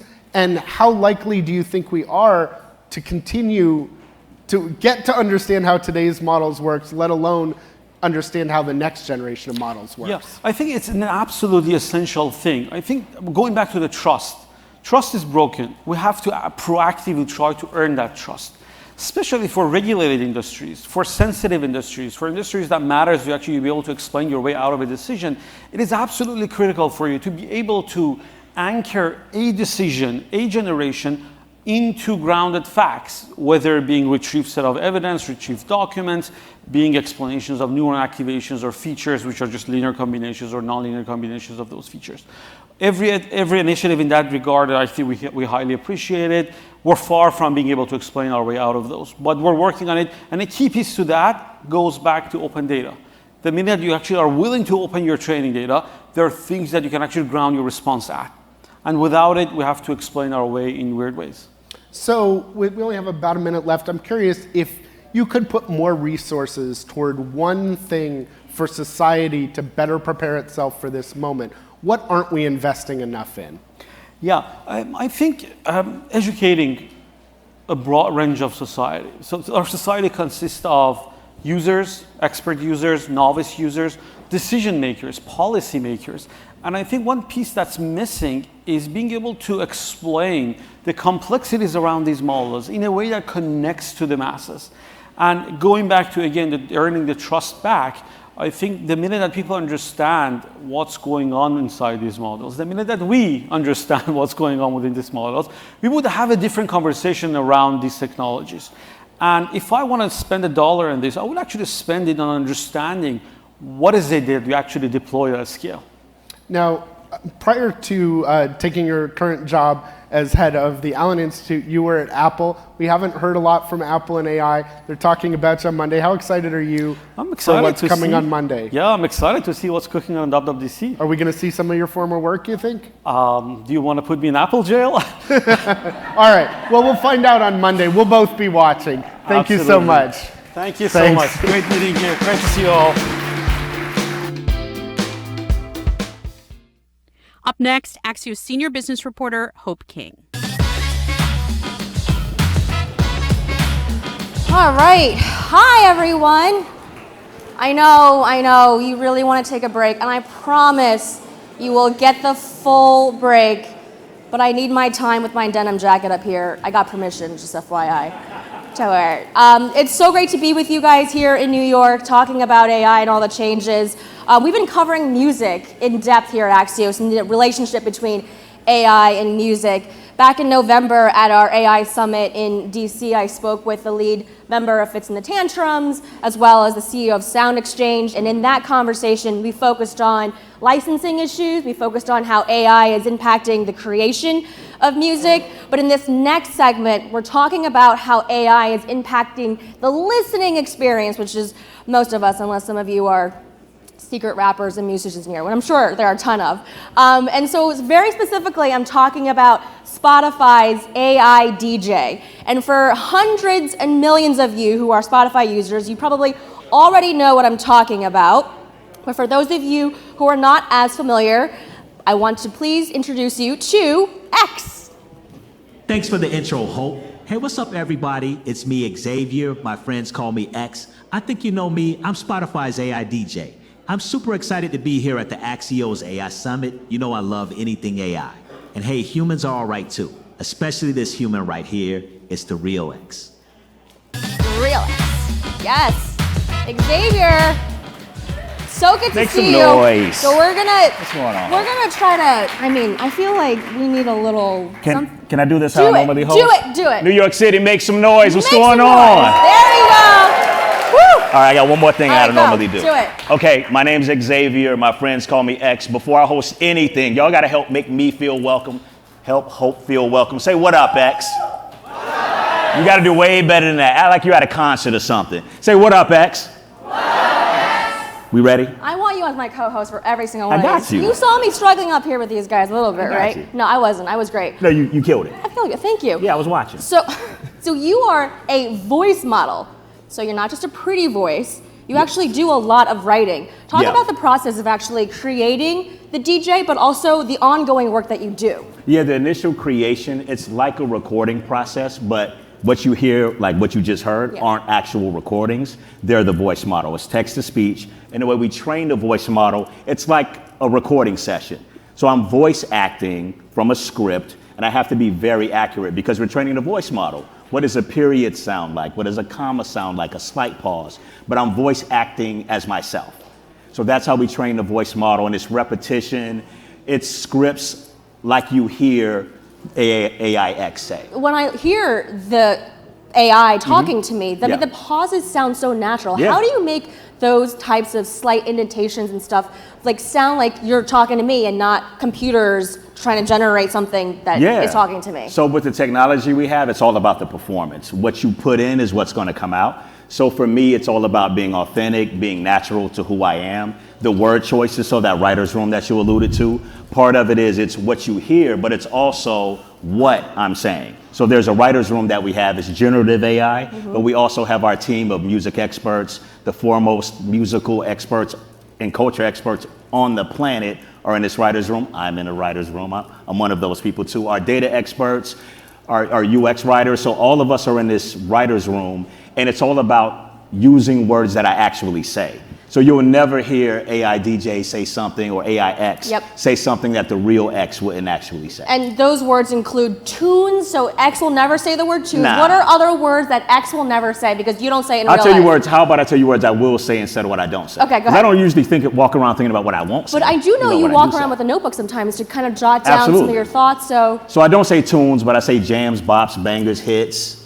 You know what I mean? So things like that. Yeah. So like when you press the DJ button, it goes back, right? I'll come back. Yeah. If you like want to change up the vibe. I'll say, okay, I got you. So I say, I got you a lot. Or I say, okay, bet, coming right back to this.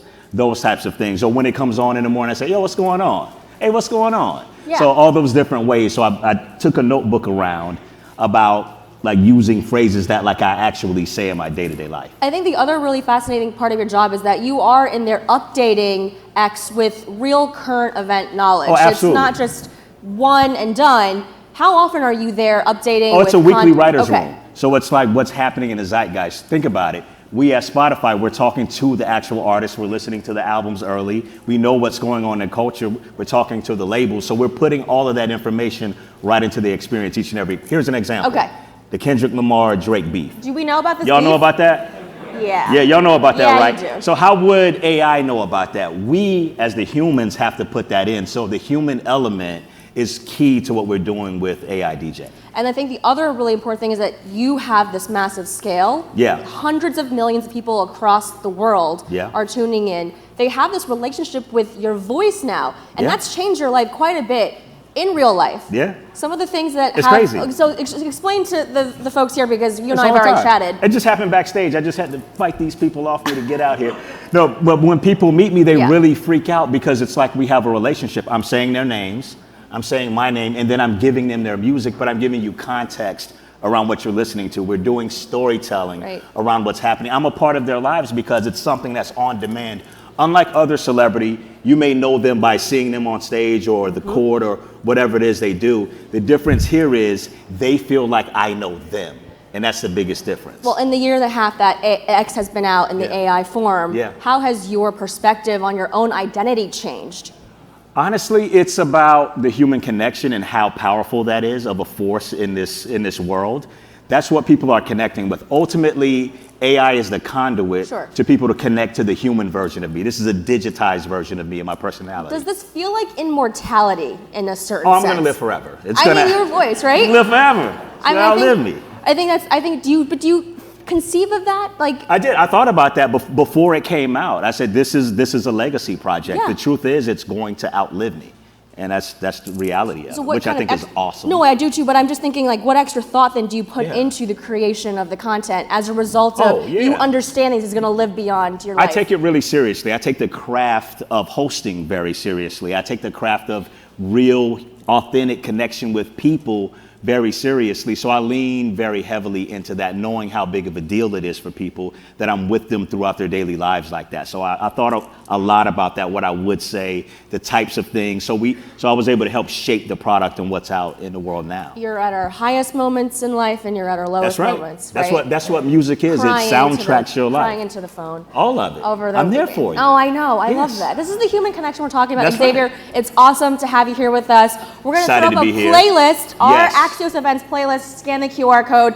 Enjoy the break. We'll Let me see tell you. them how to scan it. Oh, though. okay. Open Go ahead. your Spotify. There we go. Go to search, click on the camera, then it'll take you to the playlist. And if you want to check me out, if you don't already check me out, shame on you. Shame. Shame. Check it out. Search AI DJ or DJ in Spotify, and I'll be there. I'll be honored to be with you each and every day as your personal AI DJ. Make some noise, New York City. Thank you. Thank you, Hope. Thank you. All right, guys. Enjoy the break. We'll see you in a little bit. See ya.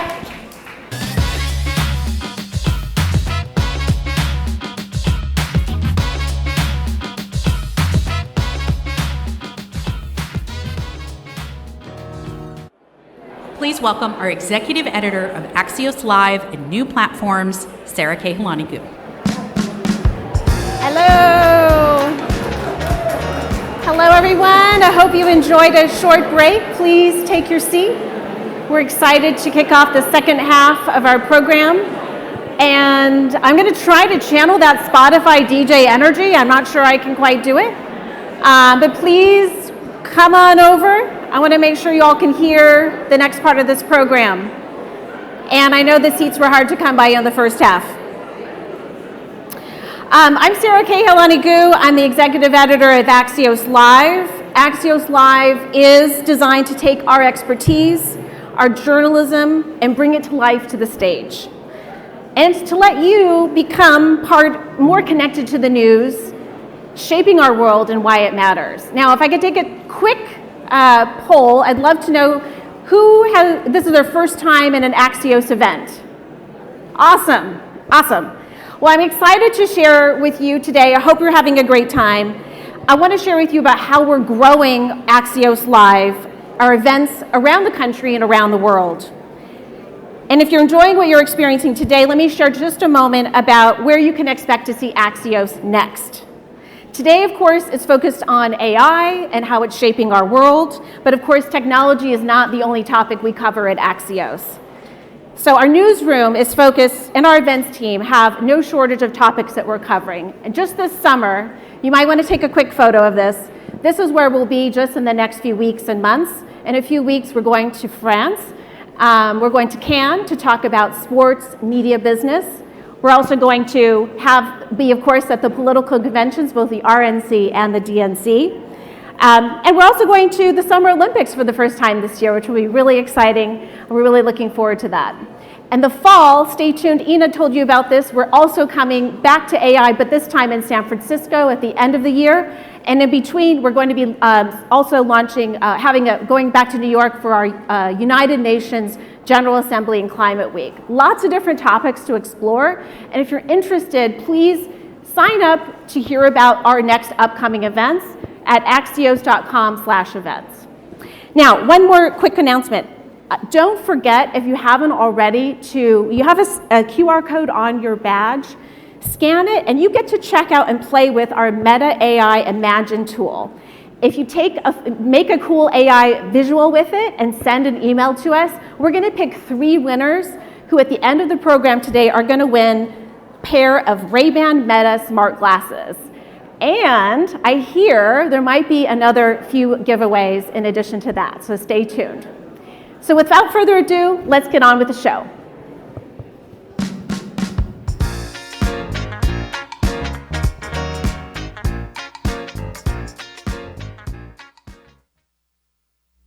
And next, it's me, Axios One Big Thing host, Naila Boodoo.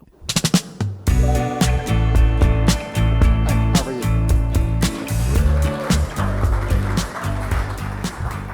Hi, everyone. I'm Naila Boodoo, as you just heard. I'm the host and editor of the Axios One Big Thing podcast, where I talk to leaders shaping conversations in business, politics, and culture.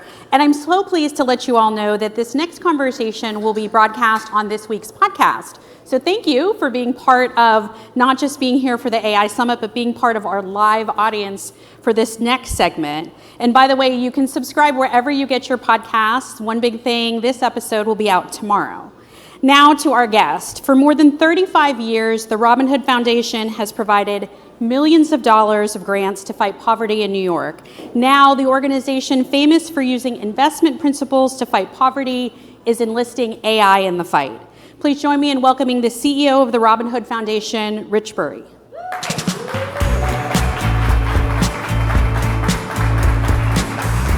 How are you?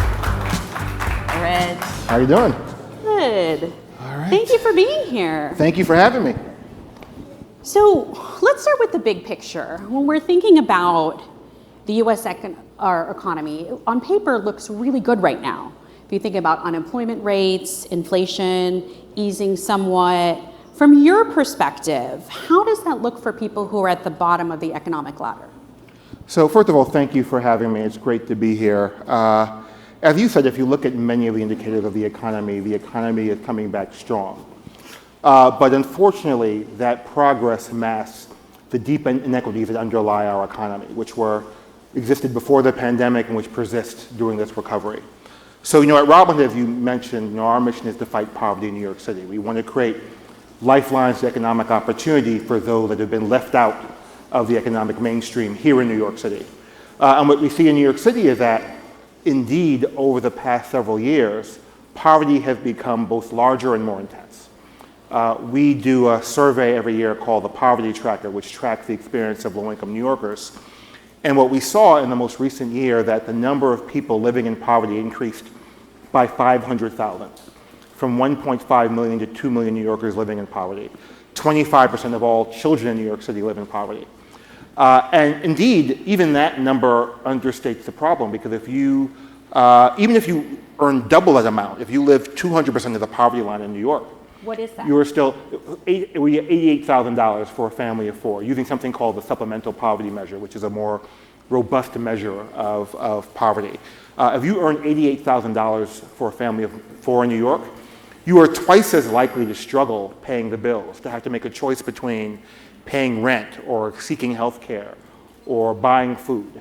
And that is the majority of New Yorkers. So in some ways, the city looks strong, but that strength hides deep inequity. You talk about unemployment. Yeah, the unemployment rate in New York has really rebounded, but for black New Yorkers, the poverty rate is about 3 times the poverty rate of white New Yorkers. So we continue to be in a moment where those who are at the margins of the economy are continuing to struggle. And so you all have opened an AI poverty challenge that will provide 3 $1 million grants. What's the hope with that? So for us, when we think about what does it take to move people out of poverty, the things that make the difference between opportunity and not have access to opportunity are things like education, like you have access to a great education. Do you have access to high-paying jobs that are going to allow you to sustain your family? Do you have access to basic financial support so that you have housing and food and the things that provide stability so that you can build a better future for yourself? Do you have access to capital that you need to buy a home or to invest in your future? All of these things are parts of the economy that are deeply disrupted and impacted by artificial intelligence. So as an organization whose mission is to fight poverty, we have to be an organization whose mission is to think about how do these emerging technologies, how are they going to impact those living in poverty? And one of the things that we as an organization have tried to understand more about how these things intersect, every time you hear about AI, you sort of hear about this very bipolar view of the world. Either everything's going to be Eden and Nirvana, or everything's going to be Skynet and devastation. Mm-hmm. And I think ultimately, like any other thing that happens in our world, whether AI will be a force for good, whether it's a force that unleashes opportunity, or whether it's a force that ossifies inequity, is going to be determined by what people do. What are the choices we make? And so for us, this AI Opportunity Challenge is one way to put the call out to all the incredible people out in the world, including the technologists that are building the future, to ask them, what would it take to build tools that ensure that AI is truly a tool for opportunity and not only a tool to retrench inequality? So actually next week on the podcast, my guest is Reshma Saujani, the founder of Girls Who Code and Moms First. And we're actually going to be talking about how much the narrative around AI is causing fear or hindering people in the same way that she saw with young women and people of color who were originally left out of careers in high tech. From you, where you sit, do you think this is actually happening with AI? Yeah, absolutely. I think part of what happens is when you lead with a narrative that says either everything is going to be great or everything's going to be horrible, what that does is it removes any need for agency. It means that why engage when it doesn't matter what's going to happen? And so I think part of the message is to reinforce that it does matter what happens. It matters what we do. We can sort of decide the future that we're building together. And part of the challenge in terms of what's happening with the economy right now is that the people who are most vulnerable are just disconnected from these decisions about what's going to happen with our economy. They're disconnected from what's happening with AI. We in New York City, a city which has made incredible strides in terms of internet access, in a place like the South Bronx, 40% of families do not have access to high-speed internet. Everybody's probably seen the news about the American Connectivity Program, a pandemic-era policy which is designed to connect people to high-speed internet around the country. Tens of millions of Americans are at risk of losing high-speed internet as that money disappears. So what is underlying all of this is that people who stand to win or lose, the voices of the low-income population are just not part of this conversation. And so one of the things that really drives our thinking is, how do we center those living in poverty? How do they become a part of building the future? How do we make sure that we're building tools that are actually responsive to the needs of people living in poverty so that AI can be a force for good and not a force to further inequality? So how are you already seeing this happen? Like, what are examples where you're seeing this when it comes to your work? Yeah, we're really fortunate that we're investing in some really amazing organizations and programs, and I do think that the theme of many of them is how do we connect people to decision making? How do we get these tools in the hands of people so that people have an opportunity to build what they need? So one partnership that we just announced yesterday that we're really excited about is a partnership with Tech NYC Foundation, which is really trying to address the problem of nonprofit organizations in New York, all of whom hear every day, you got to be using AI, you got to be using AI. But what does that mean? How do I use AI? And how do they start? How do you start? How do you understand the use cases? How do you understand how these emerging technologies can actually make a difference for the way that you work or the people that you serve? So we're really excited about this partnership, and the idea is to activate Tech NYC's network of 700 plus tech industries in New York, and to connect them with organizations, schools, nonprofits that are on the front lines of meeting the needs of those living in poverty, to help them understand what are the use cases? How can you improve your service delivery? Another example that I'm really excited about is PlayLab AI. This is a national nonprofit that, again, is trying to connect people who work with children to these AI tools. And basically what PlayLab AI does is it creates a space where teachers can come together in learning communities and play with ChatGPT, play with Claude, play with these tools, and think about how do we build tools that solve the needs of my students in my classrooms. Things like building a chatbot to help parents whose kids are absent from school to engage them to address chronic absenteeism. Tools that are helping to provide formative assessments in real time for essay writing in a way that leverages the skills that a teacher wants to give, but can give that feedback much more quickly than the teacher would have to do if they had to read 60 essays. But again, not having corporate executives decide what people need, but actually having the people that we want to use these tools decide what they need. One of the things that we do at Robinhood is a team called Blue Ridge Labs. It's essentially an incubator for technology-enabled solutions to poverty. And central to our work at Blue Ridge Labs is something called the Design Insight Group, which is a group of New Yorkers with lived experience of poverty who provide feedback to these tech founders about the tools that they're creating to help solve their needs. They help set priorities, they provide feedback to founders, they do early product testing. You know, one of the things that we always used to hear at Blue Ridge Labs when people wanted to come and sort of create financial tools for people living in poverty is they would say, well, I'm going to help you create a budgeting tool. We got a lot of information about budgeting tools. But when you talk to people in the Design Insight Group, the DIG, they'll tell you, we don't need budgeting tools. I'm a ninja with the budget. I can make a dollar stretch more than you could ever tell me how to make a dollar stretch. What I need help with is how to understand what my SNAP benefit balance looks like, and how do I actually maximize those benefits. What foods are eligible for WIC? One of the programs that we're funding through Blue Ridge Labs that I'm really excited about is something called Claimant.us, which is essentially, it's almost like a co-pilot for social workers, right? Like, so the idea is if you're eligible for medical benefits, for just medical disability benefits, it's really complicated. We know that nationally, any given year, 3.5 million Americans who are eligible for those benefits don't get it, at a loss of about $3.5 billion a year. $300 billion a year. In New York alone, we're talking about $3.5 billion in lost benefits. But what Claimant is trying to do is to pull up people's medical records, evaluate what benefits they're eligible for, turn that into an application, and to really improve the process of applying for and appealing denial of benefits. But these are all real-world solutions that are driven by actual people's needs.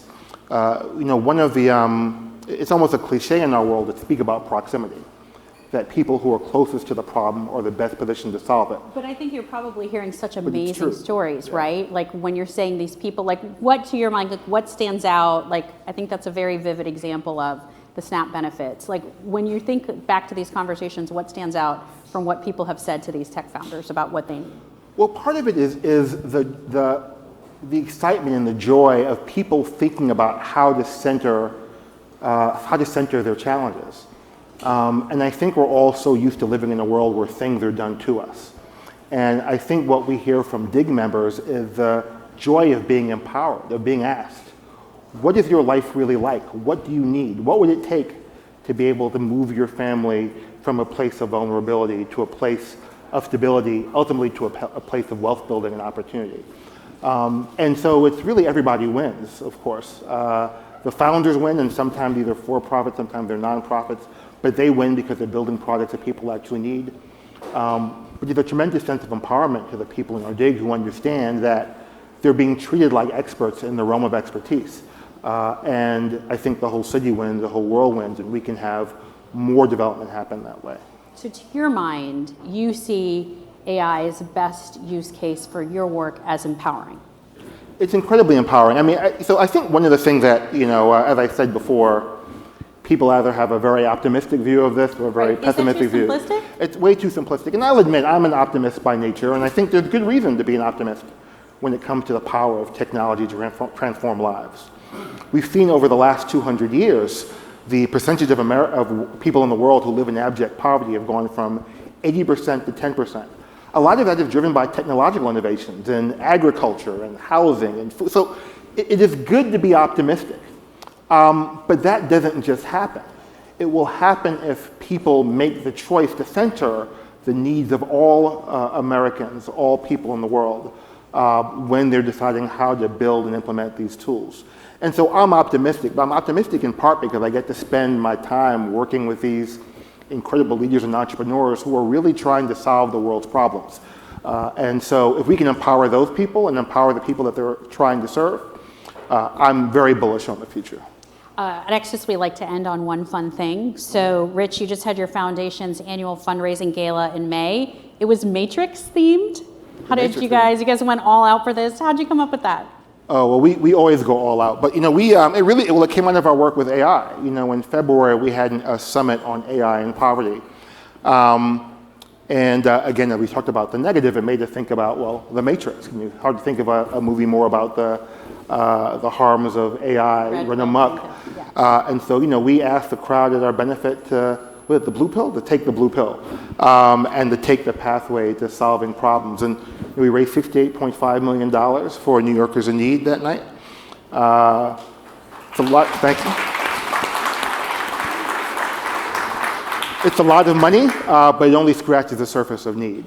And so we need more than philanthropy. We need businesses, we need civil society, we need government to all come together and to put Americans, put low-income New Yorkers, put people across the world who are suffering first. If we do that, again, there's no limit to what we can do. Well, I'm afraid we're out of time, but I think that's a very good place to end. The CEO of the Robin Hood Foundation, Rich Burry. Thank you so much. Good to talk to you. Thank you. Thank you. Welcoming back Ina Fried.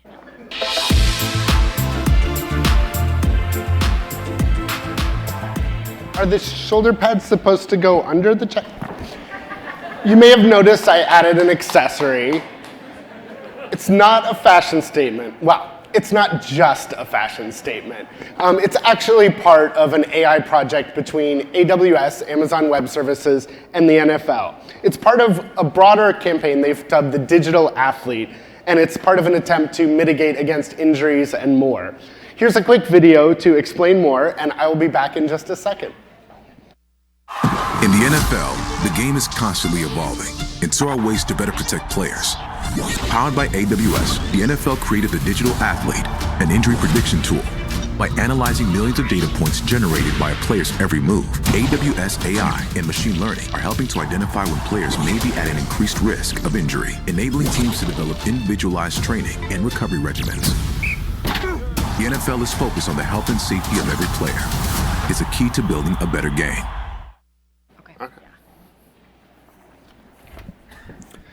Okay, so that's a little bit of glimpse of what the NFL is working on. Here to chat with me more about how this works is Jeff Miller, an Executive VP for Player Safety, Comms, and Public Affairs at the NFL, and Julie Souza, the Global Head of Sport at AWS. Jeff and Julie.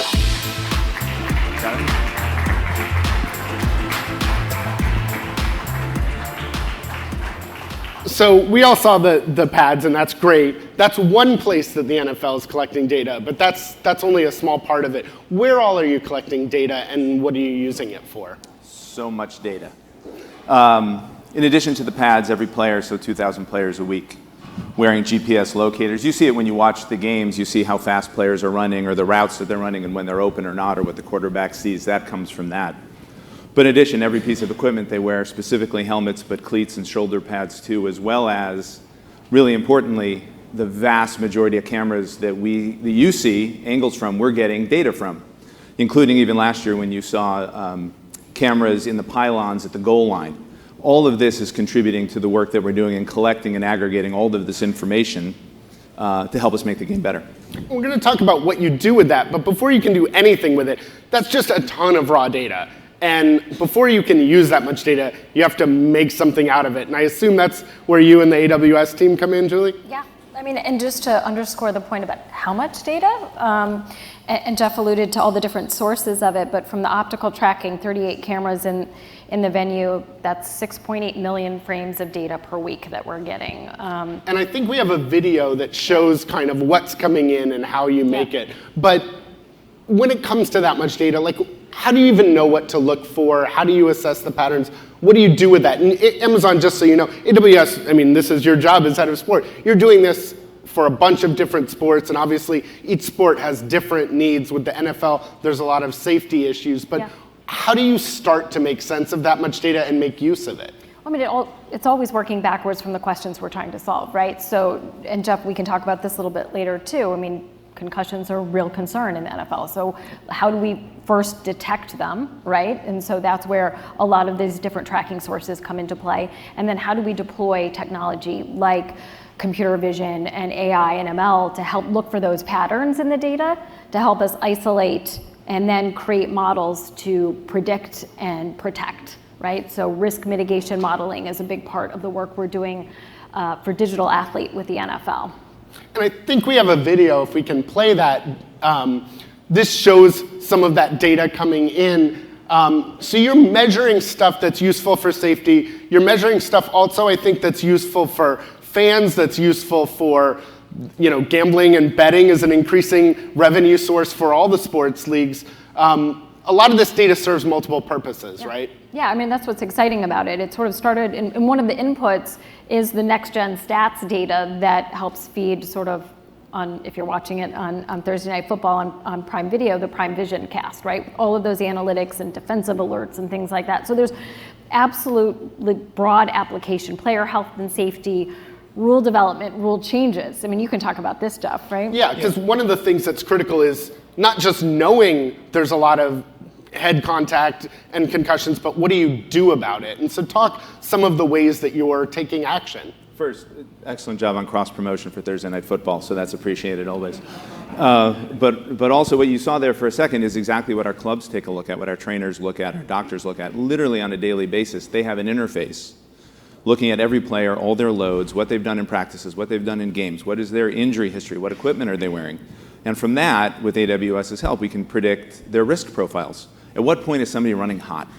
Which receiver do you need to pull back on that week? Who's been exposed to more than they should? And we can start to govern how we manage them. Now, in addition to that, I think we have another video. Let's take a quick look at that, because it shows what you're talking about, I think. So this is a video from a game, and what you're seeing in the red, if I'm not mistaken, is head-to-head contact. That's our head detection system. So we used to literally go through manually, not me, but somebody, would go through and count every head contact as we were looking at ways to better understand the magnitude of head contact and the likelihood of injury, specifically concussions, share that information with helmet manufacturers so they could design better helmets against it. Instead, we taught the computers to do it. So literally every time somebody hits their head in an NFL game, we know, we share that back with the clubs, with the coaches, we share it with the equipment managers, we share it with the equipment manufacturers to say, build us something better than what we've had before, given the fact that different players experience the game differently, suffer injuries at different rates and in different ways. And it wasn't that long ago that everyone wore a similar helmet.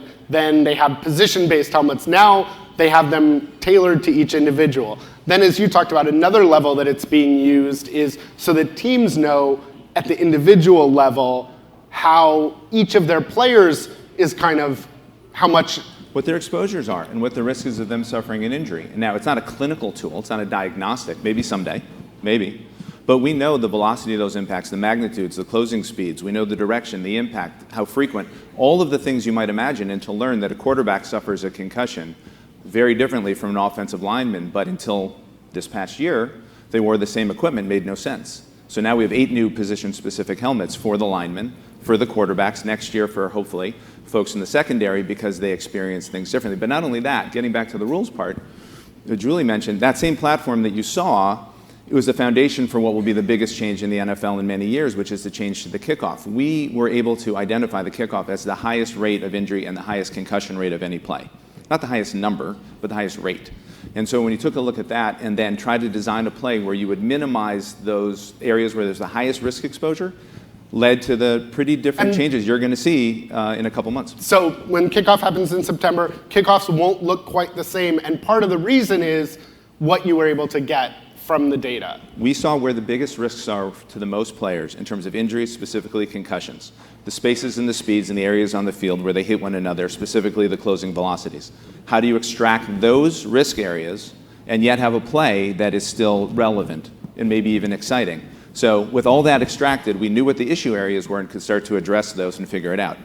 The fans are going to see it in August and September. I am sure that they're going to react, hopefully well. I think it's going to be really exciting, but it was all driven by some of the data that we're helping, that AWS is helping us collect and work with. Most of what we've seen are different ways, both at the rules level, team level, individual level, to make the game safer. I'm curious, do you think this gets us as far as we need? I love football, I love watching football, and it's concerning to me that it seems to have long-term risks for all the players that are involved. Do you think technology will get us to a point where we can say football is safe for our sons and daughters to play? Well, it's what you do with the technology that gets you there. I mean, as I stand here today, compared to 3 years ago, concussions are down 25% across the NFL. That's great. Hamstring strains are down 40% across the NFL because we redesigned the beginning of training camp as a result of the data that we were collecting because of the sensors on all of the players. So can you get to the fact never going to be any injuries? Of course not. There's no finish line here. But the equipment will improve, the training will improve, the gameplay will improve, witness the rules, and we're going to end up with a better and safer game for the players. One last thing I'll say on to that is that it's not limited to the NFL. I think this has broad application not only to other sports but other industries like military and training and things like that. So I think a lot of the forward work that the NFL is doing will have broad application beyond just the game of football. All right, so you heard it here first. Be sure to change your fantasy team accordingly. Thank you so much to Jeff and Julie. And I did want to just put one more reminder. If you did want to take part in the AI photo contest to win the Meta Smart Glasses, you do have to not only create the image, but email it to us. If you're having any trouble, come to the registration desk. Someone from Axios will help you do it. We've gotten a bunch of really cool entries, but we'd love to see more. So again, you just use the QR code on the back of your badge. And I will be back in a minute with our last couple of interviews, and we've got a little bit more for you, so thank you.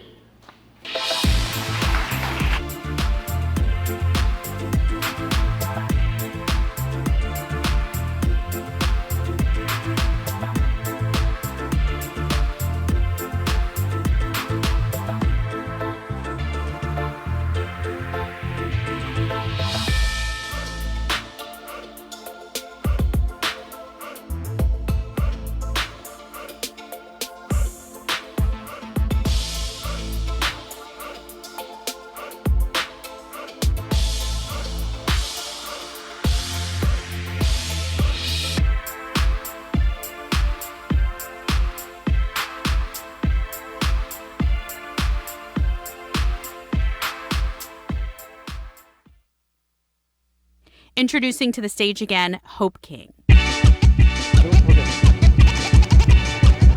back. And then props for there. All right, so we've been talking a lot about themes around sports. We just heard, we talked about music. We have not talked about the money yet. Where is the money going? Who has the money? And show me the money. Everybody, right? This next panel will talk about where the opportunities are right here in New York. For those of you who are in the East Coast, West Coast battle, admittedly, I think West Coast has better food and weather. But we have Bodega Cats and Coffee and great pizza, and we do have a really robust AI ecosystem, which we're going to talk about in this next segment with my next two guests. First is Grace Isford. She's a partner at Lux Capital, and one of her portfolio companies, Osmo, is here. The CEO and founder, Alex Wichko. Please welcome to the stage.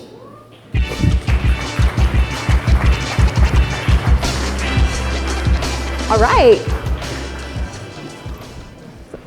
Alex, you have a couple of things that you want to show us before we get into our conversation. And the first of which is just describe what Osmo is. It's a company designed to digitize smell.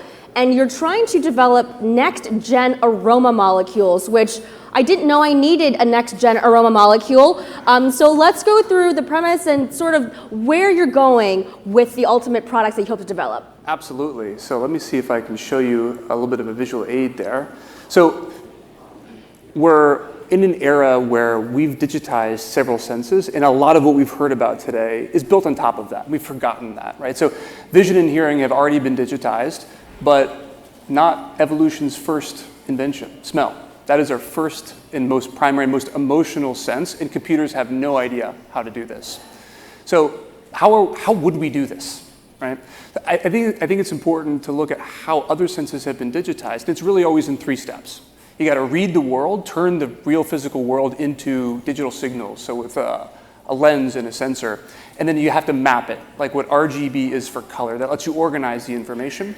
And then you need to write it back out again, like with a printer or with a display like you're looking at.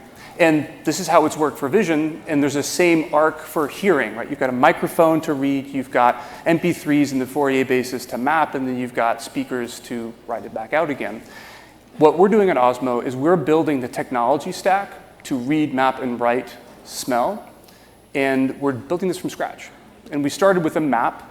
We're working on read, and I'll actually have a chance to share what we're doing with write in just a second.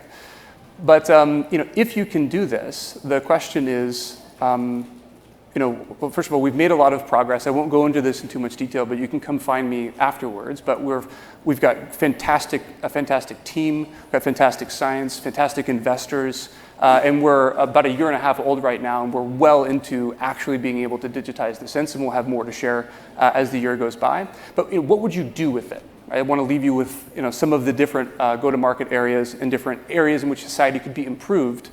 And obviously there's consumer brands, right? There's the beauty side, and then there's the truth brand, right? So can we detect things that are harmful? So one thing that we've actually been doing is working with the Bill and Melinda Gates Foundation to use the same AI models that design new fragrance molecules, and we should actually smell them in a second, to find molecules that don't smell necessarily great to humans, but smell really bad to mosquitoes. So we've developed a new generation of insect repellents, and with the Bill and Melinda Gates Foundation, we hope to save lives with that. Right? So not only can we build a strong business on the capabilities that we have today, but we think that we can do some incredible good in the world. And there's obviously industrial applications and government applications, as well as entertainment in the very, very long run. So that's a bit about us, very, very high level, but computers will have a sense of smell. This will happen. I think Osmo is the company that will make this happen much faster than it would have if we had let it happen organically. And people were going to live happier and healthier lives as a result of that. So just a bit about Osmo. But do you want to smell some of what we've invented? Let's do it. Okay, this is not like smell-o-vision. This is real stuff. This is real stuff. All right. So a little bit of a perfume sampling lesson that we're going to do here. So these are called blotters, and you dip them into fragrance samples in order to smell them. So what I'm going to do is open my magic little box of AI-generated smells here, and there's no magic here. These are each just vials. Now, what's in here are molecules that were invented by AI. So we taught a machine learning system, an AI system, to predict what a molecule will smell like digitally. And we validated this, and now the final validation, the proof in the pudding, is in the smelling. So I've got a lot to choose from, but let me show you a collaboration between traditional perfumery. So we have a master perfumer. He's done work for Tom Ford and Abercrombie & Fitch, and AI. Right? So what it looks like when AI and human collaborate. You want to smell that? Yes. Okay, great. So let me get 2 blotters here, actually 3 for me as well. And I'm going to give you a hybrid AI-generated and human craft invention. And I want you to just tell me what you smell. Do you like it? What do you perceive in it? So take one and pass it on.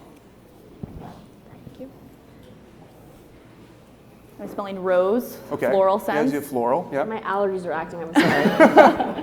Clear your nasal passageways. I wouldn't know this is AI generated for what it's worth. This is very natural, Very right? natural. So like, It smells like, for folks who know, like Joe Malone perfume, the rose white, like the English pear. yeah, so it's like a white floral, very Yep. sophisticated, and like AI generated and synthetic doesn't have to be unnatural. In fact, I think this smells very beautiful and very natural. And you can come find me and we can smell this together if you want.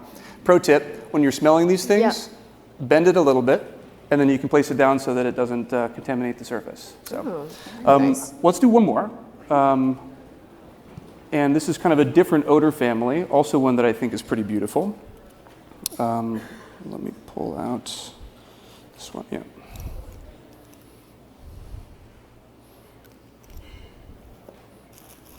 I'm sorry, we don't have samples for everyone. Yeah, I asked for like popcorn, movie theater popcorn, right, so that it would permeate, but we're not quite there yet. Thanks. We'll put it in a fan next time. Yeah. I mean, in the limit, this is going to be something that you can experience at home. What do you think, Hope? What's the scent? I'm like, my allergies are really bad. I picked the wrong day. Yeah, I know.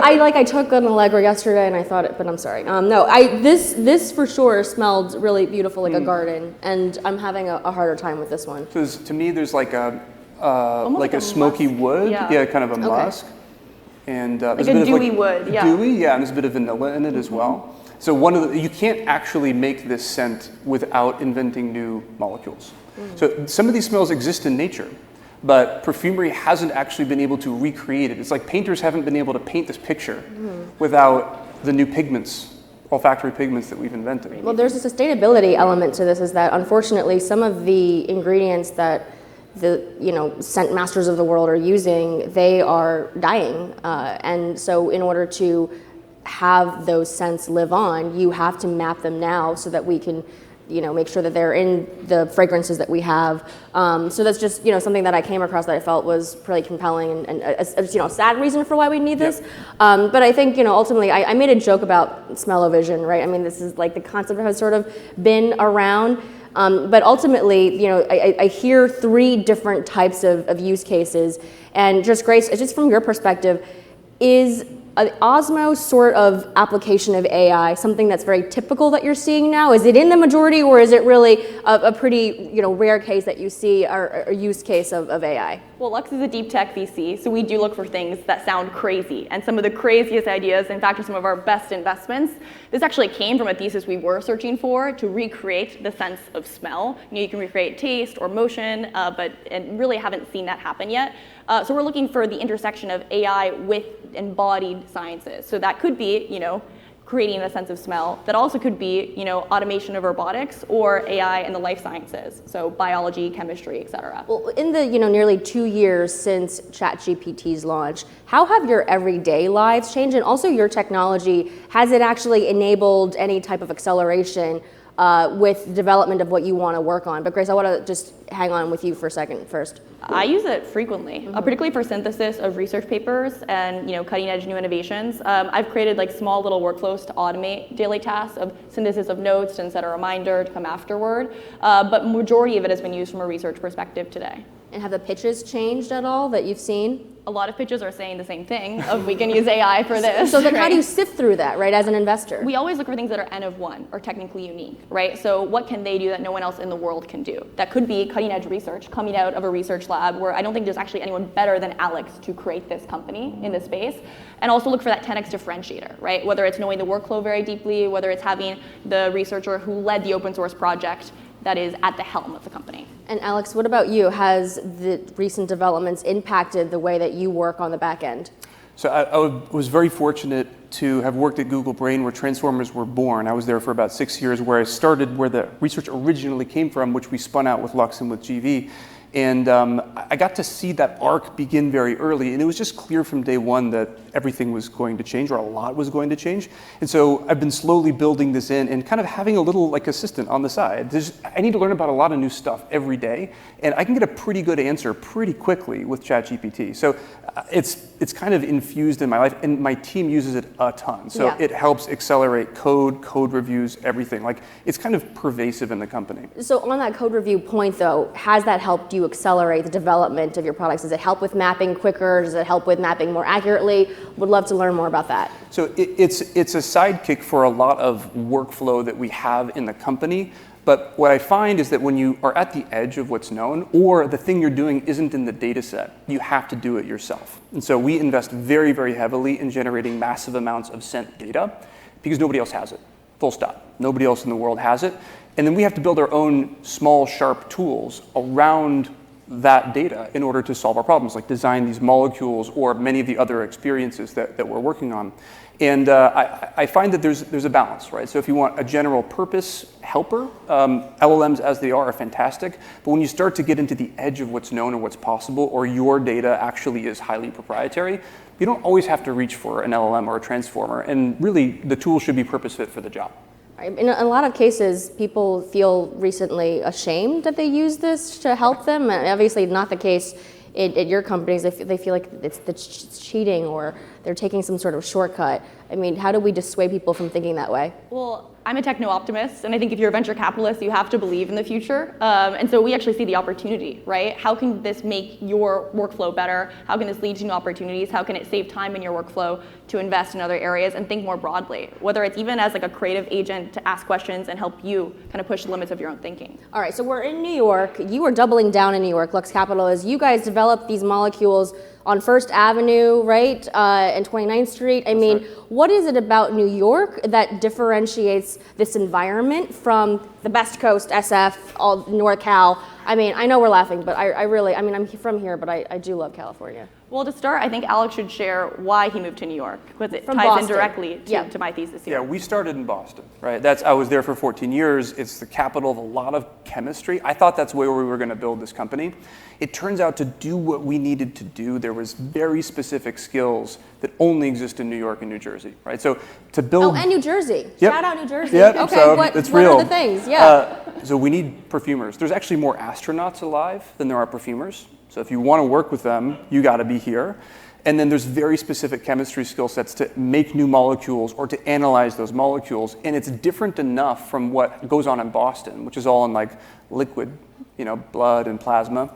But we need to analyze the air. And that is different enough and specific enough we had to be here. And actually specifically in that part of Manhattan in order to get all the commuting distances correct. And that's what we're seeing in our portfolio. In New York, the talent and the demand is here, right? It's the home to 44 of the Fortune 500 companies. So people are coming here regardless to talk to their customers, to be working with their customers.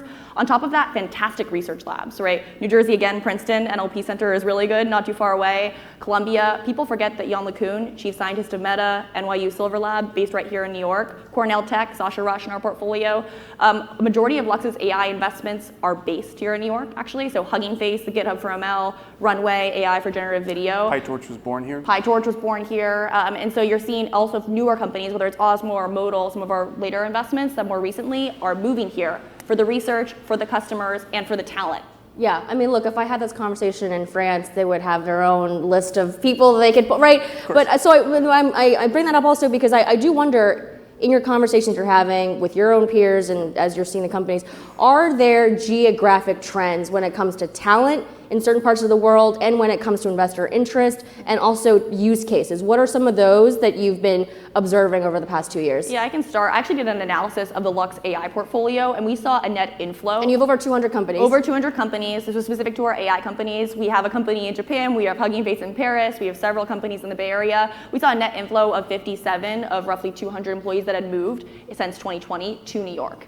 And we asked them anecdotally, why are you moving here? In part, it could be for personal reasons, right? I just like living here more. It's not more scientific than that. But other cases, it's, hey, there's a really good specific industry here that I want to talk to. There's a really good researcher or research lab that I want to go deep in. Bio and ML in particular is really strong here. The team that led, Meta's AI practice in bio is based right here in New York, and has more recently spun out. And so there's really, really cool opportunities right on the forefront.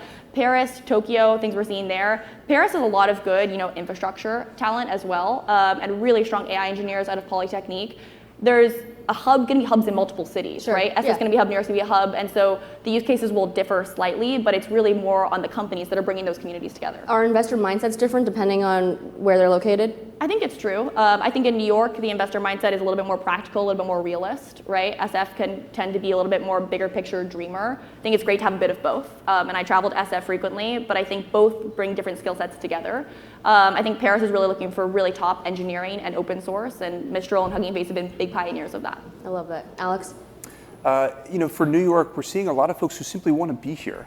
Right? Like young folks who are hungry, because what we're doing doesn't have a name yet. I mean, machine faction is not really a thing. We have to train people up from scratch. And so bringing young, excited, hungry, talented people to New York has actually been pretty straightforward and pretty easy. There's been a 6x increase in just college new grads coming here from 2019 to 2023. Like 1 in 7, I think, of tech folks in the last 4 years have moved here. So there's a trend you're seeing, and now it's a matter of great companies like Osmo to continue to capture that. So New York is gonna be back. I mean, it is back, but it's gonna be backer. Even backer. Even backer.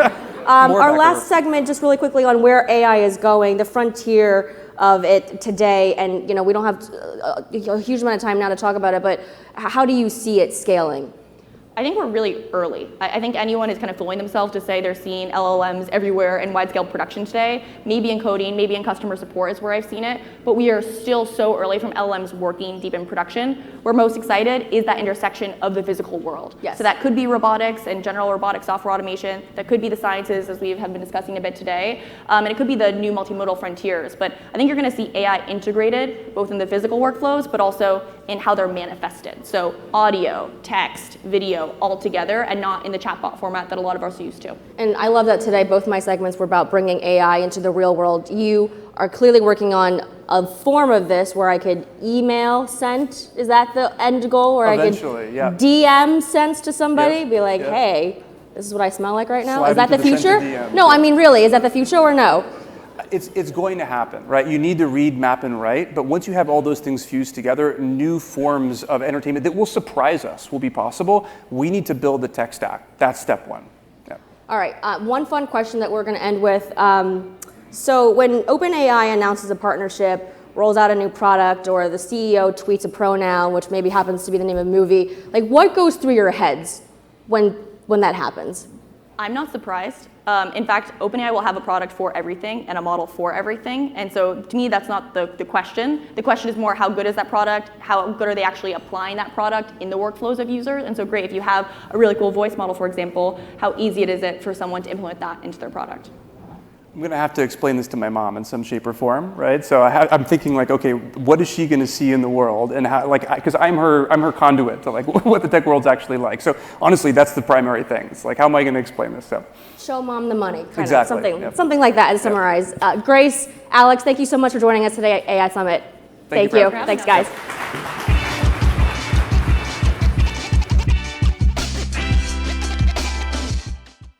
Returning to the stage, Nicholas Johnston. Good afternoon. Thanks for sticking with us. We are in the home stretch of our AI Summit today. Thanks for being here, and a special thanks again to our partners who have made today possible, especially Meta. They have an installation in back where you can play around with some of their very cool generative AI tools, especially with imagery. And before we go deeper on that with somebody from Meta, I want to share a really quick video, and I'll be right back. So then the knight. A cute flying dinosaur knight. So too.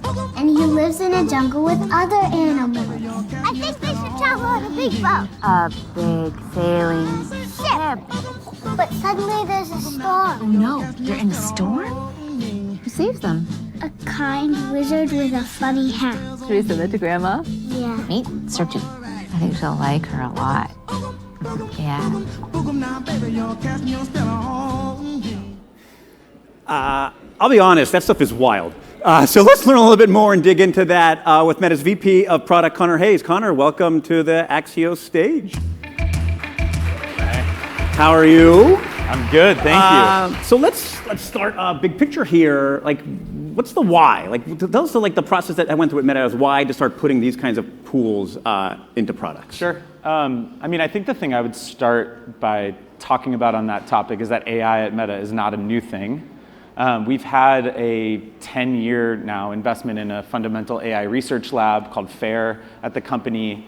And actually, a lot of the stuff that you use every day in Meta's products, like ranking videos or identifying content that should be taken off of the platform, is all powered by AI.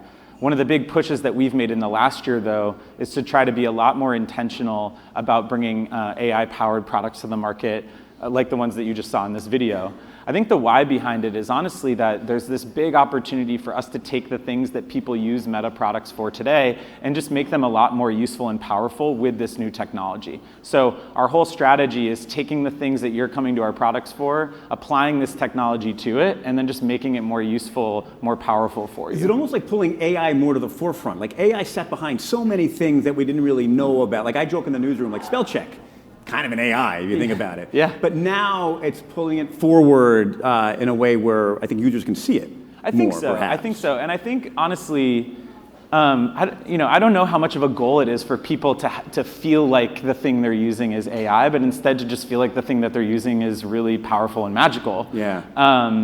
But it's been a big focus for us, mostly because our products are so social. People are coming together, having conversations. The experience that you just saw in this video is available in our messaging interfaces. So things like that, you can be creating and sharing images back and forth with folks in a group chat on WhatsApp or on Messenger or something like that. And we found that to be just a really great enhancement to the social utility that our products are. Let's dig in a little more on the user side of that. Great. Like, are you picking up trends on like who is using it and what they're using it for and how they're using it? That's interesting. Yeah, we are. So we expanded, actually, we launched a new version of our Llama model in April called Llama 3, which is also available for developers via open access. All of these products are now powered by Llama.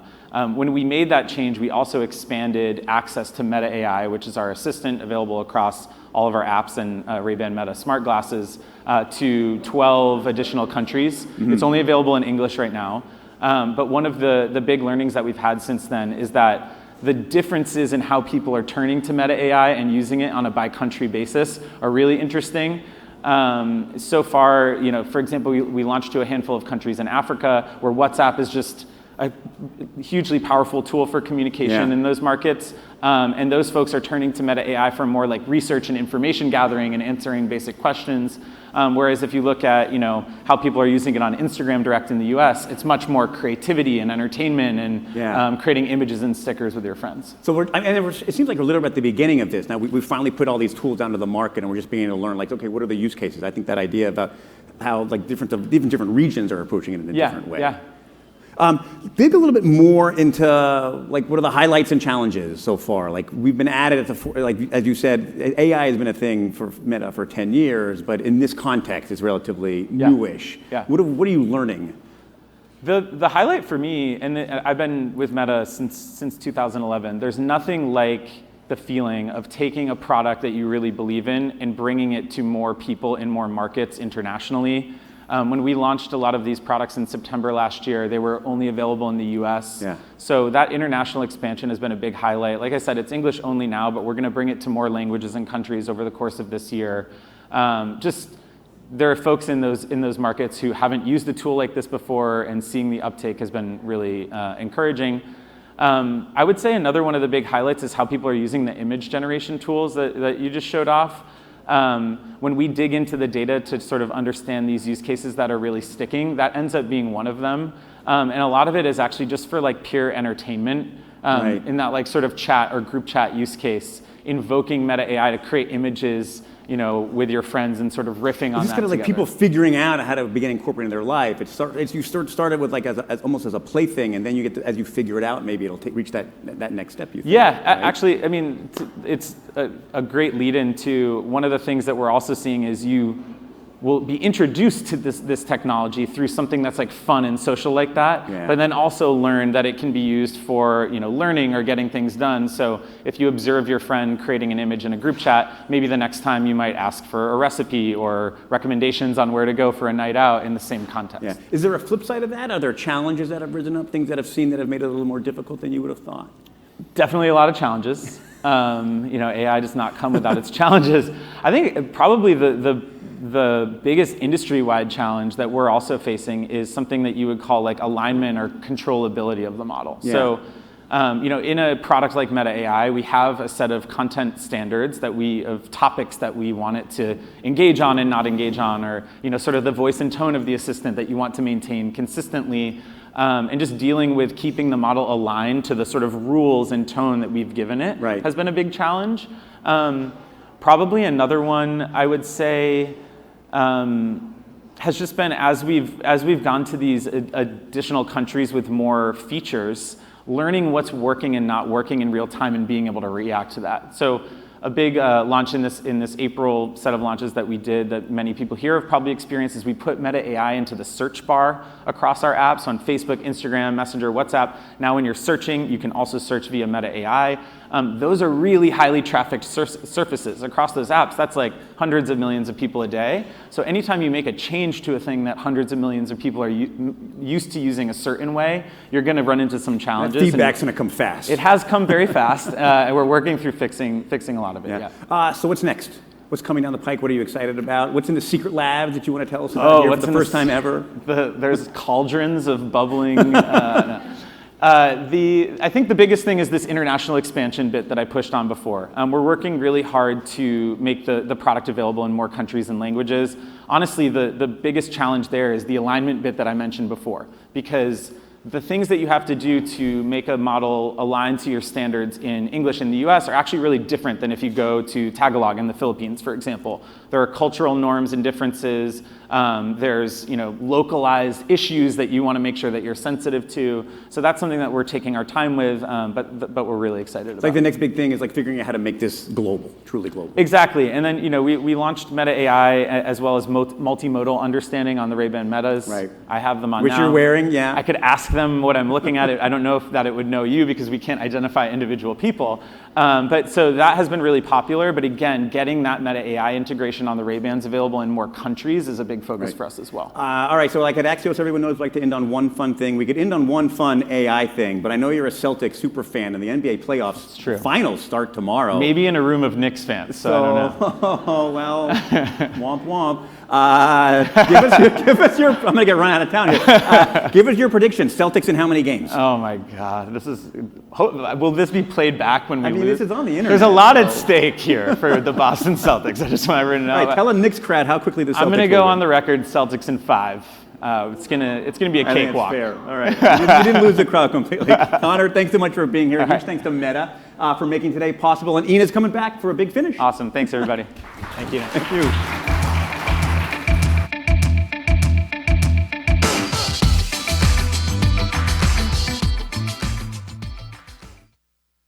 Give it up again for Ina Fried.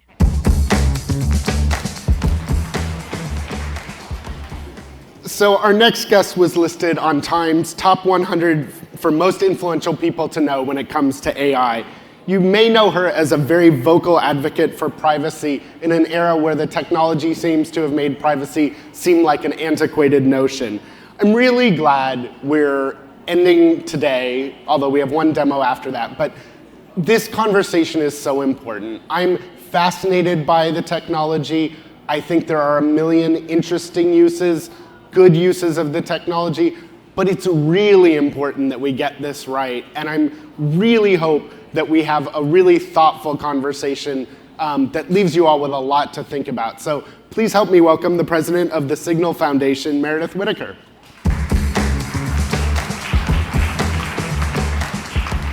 Thanks, Meredith. So I mostly want to talk about AI, but I'm actually going to start with something that's slightly orthogonal, which is Signal has been the subject of a pretty intense campaign. For those who don't know Signal, you should. How many people use Signal? How many people use Signal? Okay. Well, by the end of this, I think we'll double that. It's an encrypted, confidential messaging system that's actually encrypted. And you've been subject to a pretty intense campaign from Telegram, one of the competitors, but also a lot of people who stand to benefit from weaker security. Why should the public care? Well, I think everyone cares about their privacy. If you close your eyes and imagine every email you've ever sent dumped in a database searchable by everyone you know, you feel that? Right? We all care. We all have stakes in this.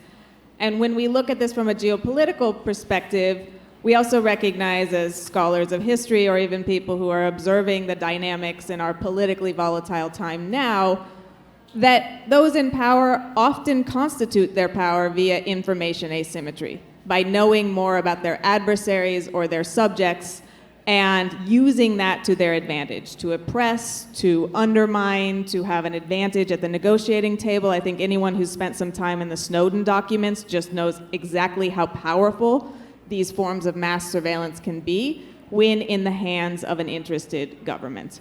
So I don't think I have to belabor the point that privacy is important and that privacy in the context of a tech ecosystem that currently constitutes itself via mass surveillance, via collecting huge amounts of data, using it to sell ads or train AI models perhaps, provides a really significant attack surface when we're talking about that combined with some of the will to power, some of the will to surveil, and the potential to weaponize that type of centralized surveillance data.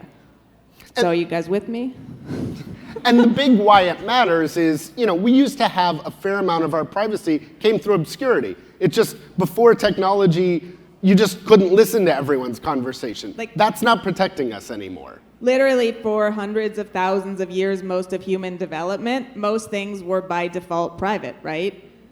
You talked to someone, maybe someone was eavesdropping, but they were someone you knew, they were in your little town, your hamlet, your fiefdom, whatever, and that wasn't logged in a database and then sort of read with some OCR technology immediately searchable by a centralized corporation in the jurisdiction of the US, which is right now in my favorite euphemism right now, politically volatile times, right? It's a very, very different paradigm, and I think over the last 20 years, what we've seen is an industry grow up around claims of human benefit, around claims of scientific progress that we're just now recognizing is built on some pretty toxic foundations, on the centralization of surveillance, on the centralization of technological power.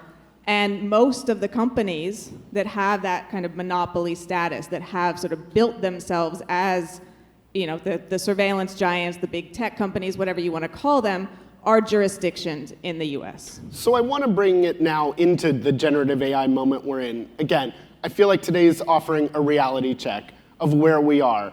One of the things that is undoubtedly true about this moment is most of the technology is being provided by a few companies. You've talked a lot about why that probably isn't a good thing. Where are we in this moment in terms of the concentration of power within generative AI? Yeah, I love this question, and I can't answer it without reference to history, because I think there's a really important question that underlies this that we don't ask often enough. And oftentimes maybe that's because we're embarrassed, we're not sure, does everyone else know this? I don't know this. But that question is, what is AI? Right? AI, in my view, having gone through the archives, spent over a decade studying this, is more or less a marketing term. It was invented in 1956 by the cognitive and computer scientist John McCarthy, who's now named a father of AI. And in subsequent interviews, he's super clear about why he coined the term. There were two primary reasons. The first, he wanted to exclude an academic rival, a man named Norbert Wiener, who had invented the term cybernetics. And at that time, the field was constituted under cybernetics. He didn't want to invite this guy. He wanted to be the father of his own thing, not a disciple to Norbert. Pretty common academic will. The second reason, which is even more common in academia, is he wanted grant money. Because at that time, we're just following World War II. This is the Cold War era where dreams of omniscience in the face of nuclear Russia were motivating a huge amount of funding into computational technologies to try to have that Cold War advantage. So he was looking for DARPA funding, and he coined the term artificial intelligence, and it kind of stuck. But over the subsequent 70 plus years, that term has been applied to many, many different technologies that really don't look anything like each other. So I think we can use that to understand it's very flexible. It's a kind of it's a floating signifier, to be a bit theoretical about it. And then the question becomes, why are we obsessed with it right now? Why did it emerge in the last 10 years as the big new thing? Why did it have its resurgence? And to understand that, we need to recognize at the base of this technology is this monopoly surveillance business model. Are the companies that through the 2000s established themselves, the Googles, the Metas, the Microsofts, as platform monopolies, as cloud monopolies, were able to collect a huge amount of data and build up huge, powerful infrastructure to feed these businesses. So, most of this was advertising, kind of, calibrating ads and engagement. There's also the cloud business model. But effectively, the AI we're talking about now is a derivative of that business model. It takes huge amounts of data collected by these companies, and we know data is scarce. Everyone's sort of trading, trying to broker deals with different news organizations or Reddit, get as much data as you can to trade your AI. And then it was the companies that had the data and had the powerful computational infrastructure to actually run this training and access market. So, none of that means AI isn't useful, but it does mean it is very contextually, it is in the context of this surveillance business model, and it is favoring the big tech monopolies that establish themselves so that they do have that infrastructure, they do have that data. It's not so much a product of scientific progress, it is a product of a recognition you could do new things with old algorithms when you had compute and when you had data. That, again, very few actors have.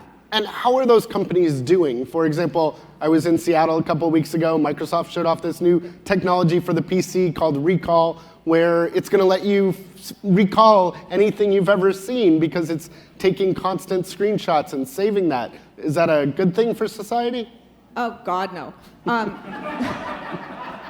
I play softball, in case you don't know. Is that... do we love this? No. I think we should be horrified, right? At least those of us who have a bit of depth of understanding of what this tech actually does and the track record of these companies and the political environment in which they're operating in, right? I do get this question as the president of Signal, someone very devoted to privacy. Why do you spend so much time talking about AI? Why do you continue engaging in academic scholarship around AI? And Recall, I think, is a very good example that the Venn diagram between privacy and AI is actually a circle. Because what Recall is, in my view, is a desperate attempt to find a market for capital-intensive technologies that need a return on investment.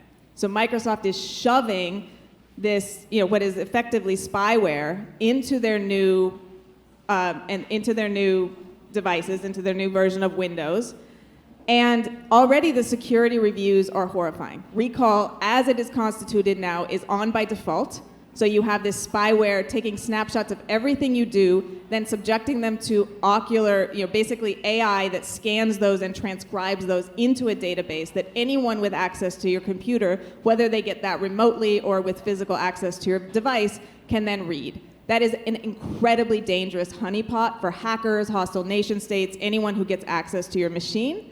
And that will be deployed, again, opt-out, which means it's working on everyone's device, without most people knowing, because we know very, very few people change the default settings. So this is an incredible, I would say, the disrespect inherent in making this move. The actual abdication of responsibility for a company that is providing core infrastructure for billions of people around the world to subject them to this kind of danger. And for me, the offense is really, people run Signal on their desktop. People for whom privacy and security is a life or death issue. And do you think some of this comes from the fact that there are a lot of, basically most of Silicon Valley is run by mostly white, mostly men, who maybe don't understand how the information might be used against them, their own data? Yes, I think people who haven't faced many risks or have a blood level understanding of marginalization and what it means to be subject to those with power over you make really bad decisions about this fairly frequently. But I also think there is a sort of groupthink around AI where people aren't pausing to actually differentiate between where are large models that recognize patterns in data useful, because there are places, right? This is not useless technology. And where do we need to leave it alone and leave money on the table? And that question is not being answered. And particularly in the context, it costs hundreds of millions of dollars, billions of dollars to train these models. So the capital you have to throw at training and then calibration and then inference as well is huge. And so there is deep pressure from companies that are basically promising God and delivering email prompts to make some return on investment on this technology. And I think there's, this is a sign for me of desperation. It's a sign of Microsoft just, shooting themselves in the knee. And again, they are snapshotting signal messages on device. That is an incredibly profound violation of trust. And, you've just, I think we really need to recognize just how serious, kind of hijacking people's trust and their, digital environments, how serious that hijacking of trust really is, and think, kind of zoom out and think what other powers have we ceded to these companies that we really need to take back and, regain the ability to deliberate and direct more democratically.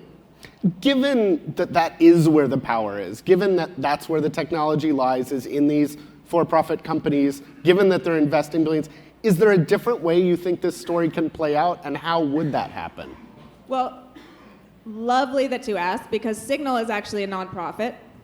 And we are a nonprofit, not because this is a nice little charity, but because we looked at the cold, hard business model of tech and realized that if we were a for-profit, it is very likely that we would be pushed to erode our privacy guarantees in an industry where collecting, selling, making use of personal data is the primary economic driver. So I think there are certainly other models of tech.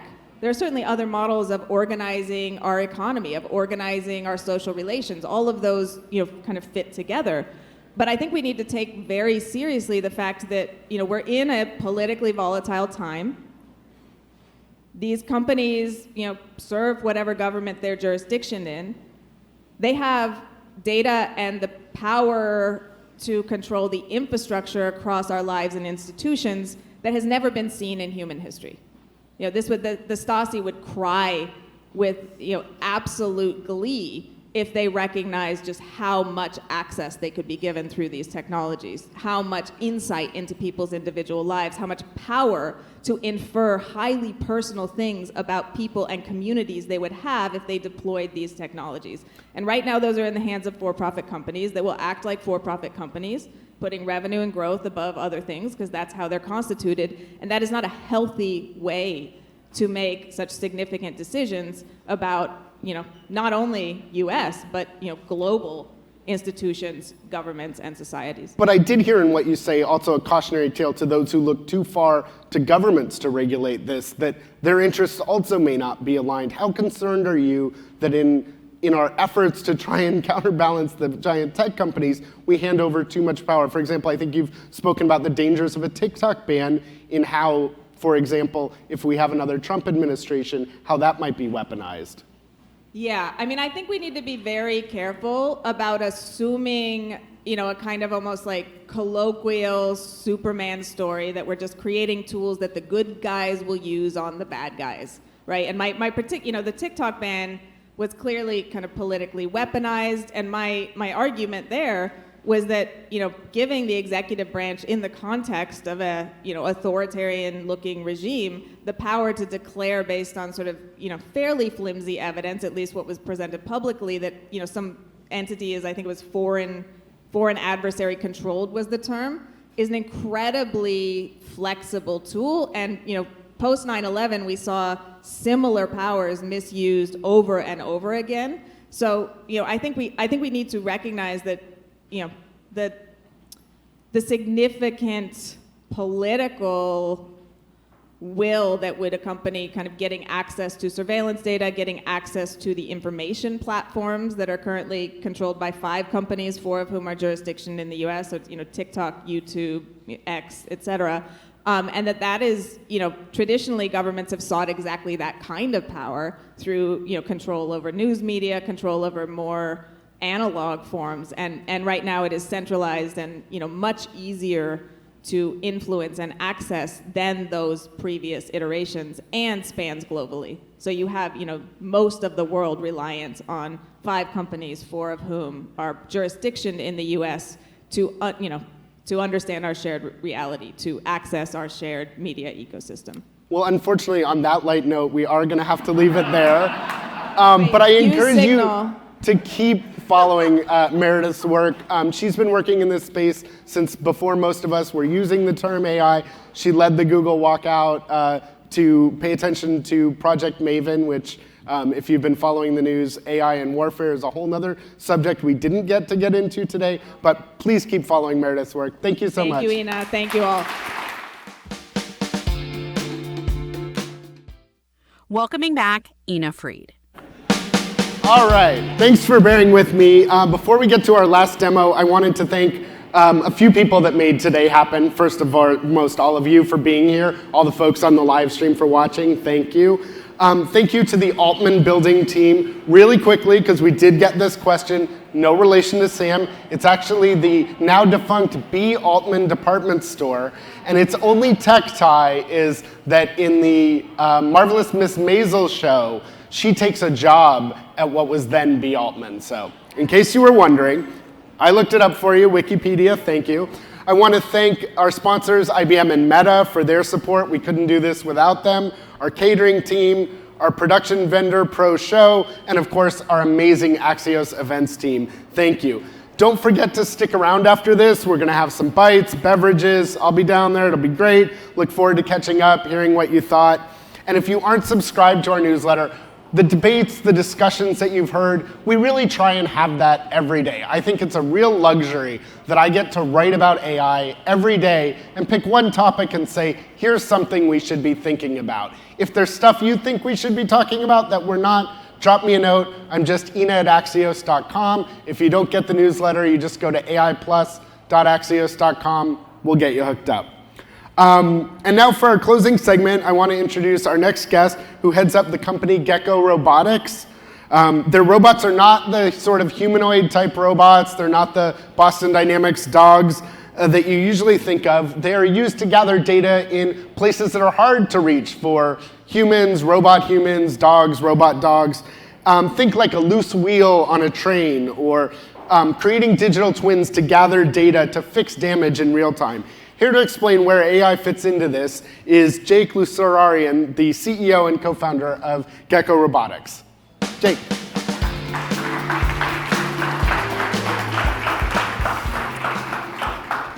So we're not talking, when people think robots these days, for better or worse, there's a lot of humanoid robots out there. But it seems to me that's a bit of a trap in the sense of the whole point of building a robot is you can build it to the task you want to do. That's kind of what you've done. We're going to look at a couple photos, and you're going to tell us what that picture is and what's wrong with it. So if we can cue these two photos. All right, so here we have a bus crash. Yeah, so the headquarters of Gecko Robotics is in Pittsburgh. So this is actually the Fern Hollow Bridge that collapsed before President Biden showed up that day. So a big topic was infrastructure. And you're right. Yeah, our robots don't dance to Cardi B, or if they do, it's not really that interesting. So like this like idea of robotics that could do really cool things, that's what got me fascinated with the robotics sector. But then I started looking deeper, trying to understand what are the unique things that robots can do to actually impact real world problems. Something like this, for example, is a real world problem.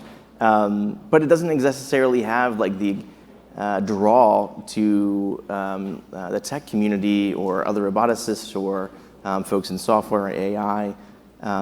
It's hard to solve a problem when you don't like hear a lot about it or aren't affected by it. But these kinds of moments are happening at a much faster and more increased rate. Critical infrastructure like this bridge, they're failing. And we have a big problem. A lot of these bridges, things like that, really old. We know they're past their design life, but we don't know which ones are at risk. And that's what you helped show. If we can cue the next photo, part of the challenge is to inspect bridges, pipes, wells, tunnels. It typically requires this, which is time-consuming, expensive, dangerous. What can we do with robotics that we can't do by sending a human up there? Great question. So I call this Joe. He's on a rope, and he's probably suffering from a pretty intense wedgie because he's been up there for a while. This was the image that captured my attention about 10 or 11 years ago. I started the company out of college dorm. I got a chance as an intellectual engineer to go to a power plant nearby where I went to college in Western Pennsylvania. And I got to see that a power plant was shut down and failed because of a pressure vessel explosion. So, blackouts and brownouts have been occurring at a 2x rate for the past 5 years. Why it's happening is that we increased the demand on old infrastructure that was built in the Cold War, and it's beginning to fail, especially when loads increase. And the best way to stop it from happening is sending folks like this up with tools that are really similar to medical tools. Ultrasonics is what this individual is using to test the structural integrity of a really important piece of infrastructure. And this person at the power plant I went to had died the year before doing this job. It was very dangerous, and unfortunately, you're just not really able to capture a lot of information and data about the physical world, and this is a problem. It's really great to solve and use technology and artificial intelligence to do incredible things, but if you don't actually have the underlying data sets, and the first order data sets in particular, then you have a hard time solving problems like real problems. Things like how do you ensure that the infrastructure that we all depend on every day is going to be there for us for the next 10, 20, 30 years, especially as you begin to talk about transitioning to renewable energy sources. It's really important to make sure that you're reliable. And so what the robots can do is they can collect more data more often and help you not just see visible damage, but kind of get a sense for when things are going to go wrong. So, there's limited budgets. If we could build every new bridge tomorrow, we still couldn't afford it. We still wouldn't have enough people to build it. We have to prioritize. And basically, your robots help us do that, right? I'm not sure. That's do we right. have a video? I can't remember if we have a video. We do. And I think it's important, so some numbers for you. Corrosion costs us about 3.6% of global GDP every year. We're at a D grade as it relates to our infrastructure. It's about a $4.5 trillion problem to get us to a B. And I think these are all really scary numbers, and there's 17,000 bridges in New York and only 6 are not in need of immediate repair. This is a very doomsday scenario, but what I'm trying to communicate is that you need information and data to begin to solve, one, the prioritization of these problems, but two, begin to understand how do you not just maintain, but then build smarter pieces of infrastructure into the future. So in college, I built a wall climbing robot to go out and gather information and data to then predict when things were going to fail this power plant. Where are your robots in use today, and how many are out there? So after 10 years of gathering data on over 500,000 of the world's most critical assets, we've been able to not just build robotics like this and leverage drones and walking dog robots and fixed sensors. We've been able to collate all of that into a centralized software called Cantilever that manages and is a source of truth for the biggest energy companies, whether it's oil and gas or power, the Air Force and the Navy, both domestic and allied, the manufacturing sector, the public infrastructure sector on dams and bridges. We have penetrated into a bunch of different sectors that often suffer from similar problems in the physical domain. And that aggregation of all this information has actually allowed for us to make some pretty interesting conclusions as it relates to what will fail and when, but also how do you ensure that you can get more out of the infrastructure to solve for the critical problems for a customer. Like, how do you increase production of energy while also decreasing emissions levels? That's a literal problem that we're solving for some of the biggest companies in the world.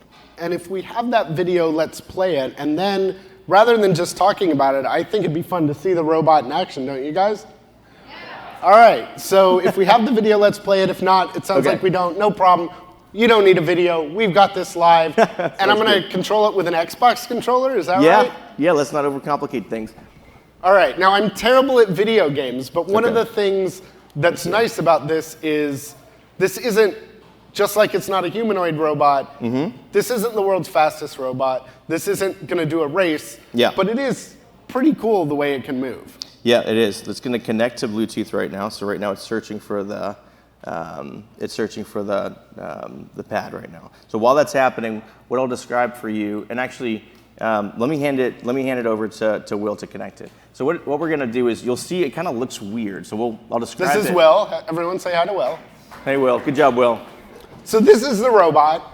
It looks so just like a CAT scan on a bot, when you're going in for a health scan, you have a suite of ultrasonics up here that are basically doing a sonogram of the physical structure. And while it's doing that, it's using cameras, it's using LiDARs, it has IMU on board, and we're not just gathering the information, the data. I see lights.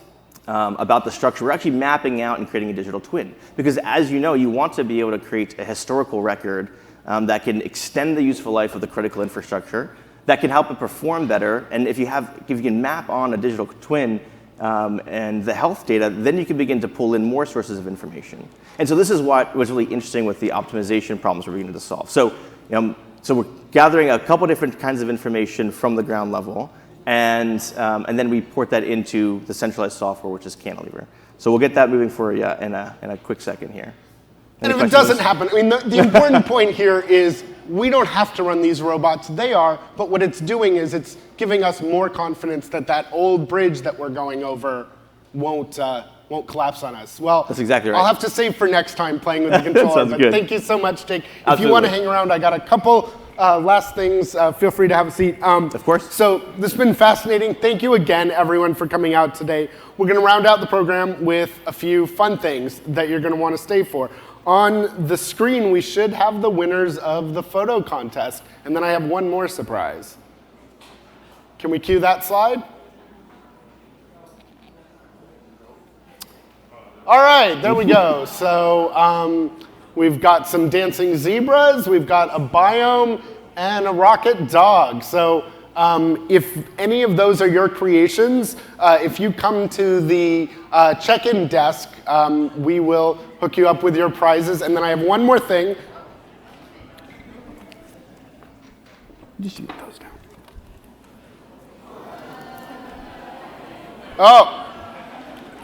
I was waiting for Ina to leave. There's our robot. So It it's was doing, shy. again, I'm It not was good a at little video shy. games. Jake's doing it better than I could. So before she left, and you're going to want to put your phones down for this part, before she left, Maria was nice enough to sign some tennis balls for us. And I'm going to just throw these into the crowd. So I hope Axios has some very good insurance. If you want a tennis ball, I have a pretty good arm. I pitch softball. Overhand.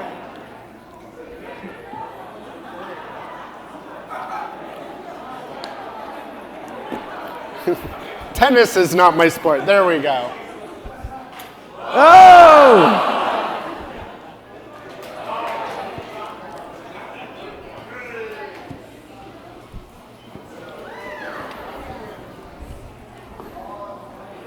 It's a trick.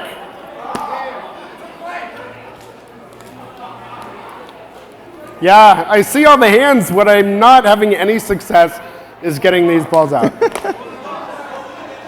All right, there we go.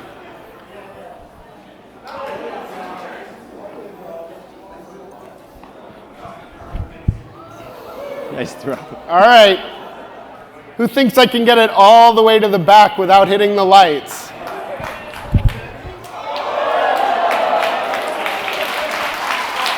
With that note, let's all have a drink. Cocktails, mocktails, and some bites.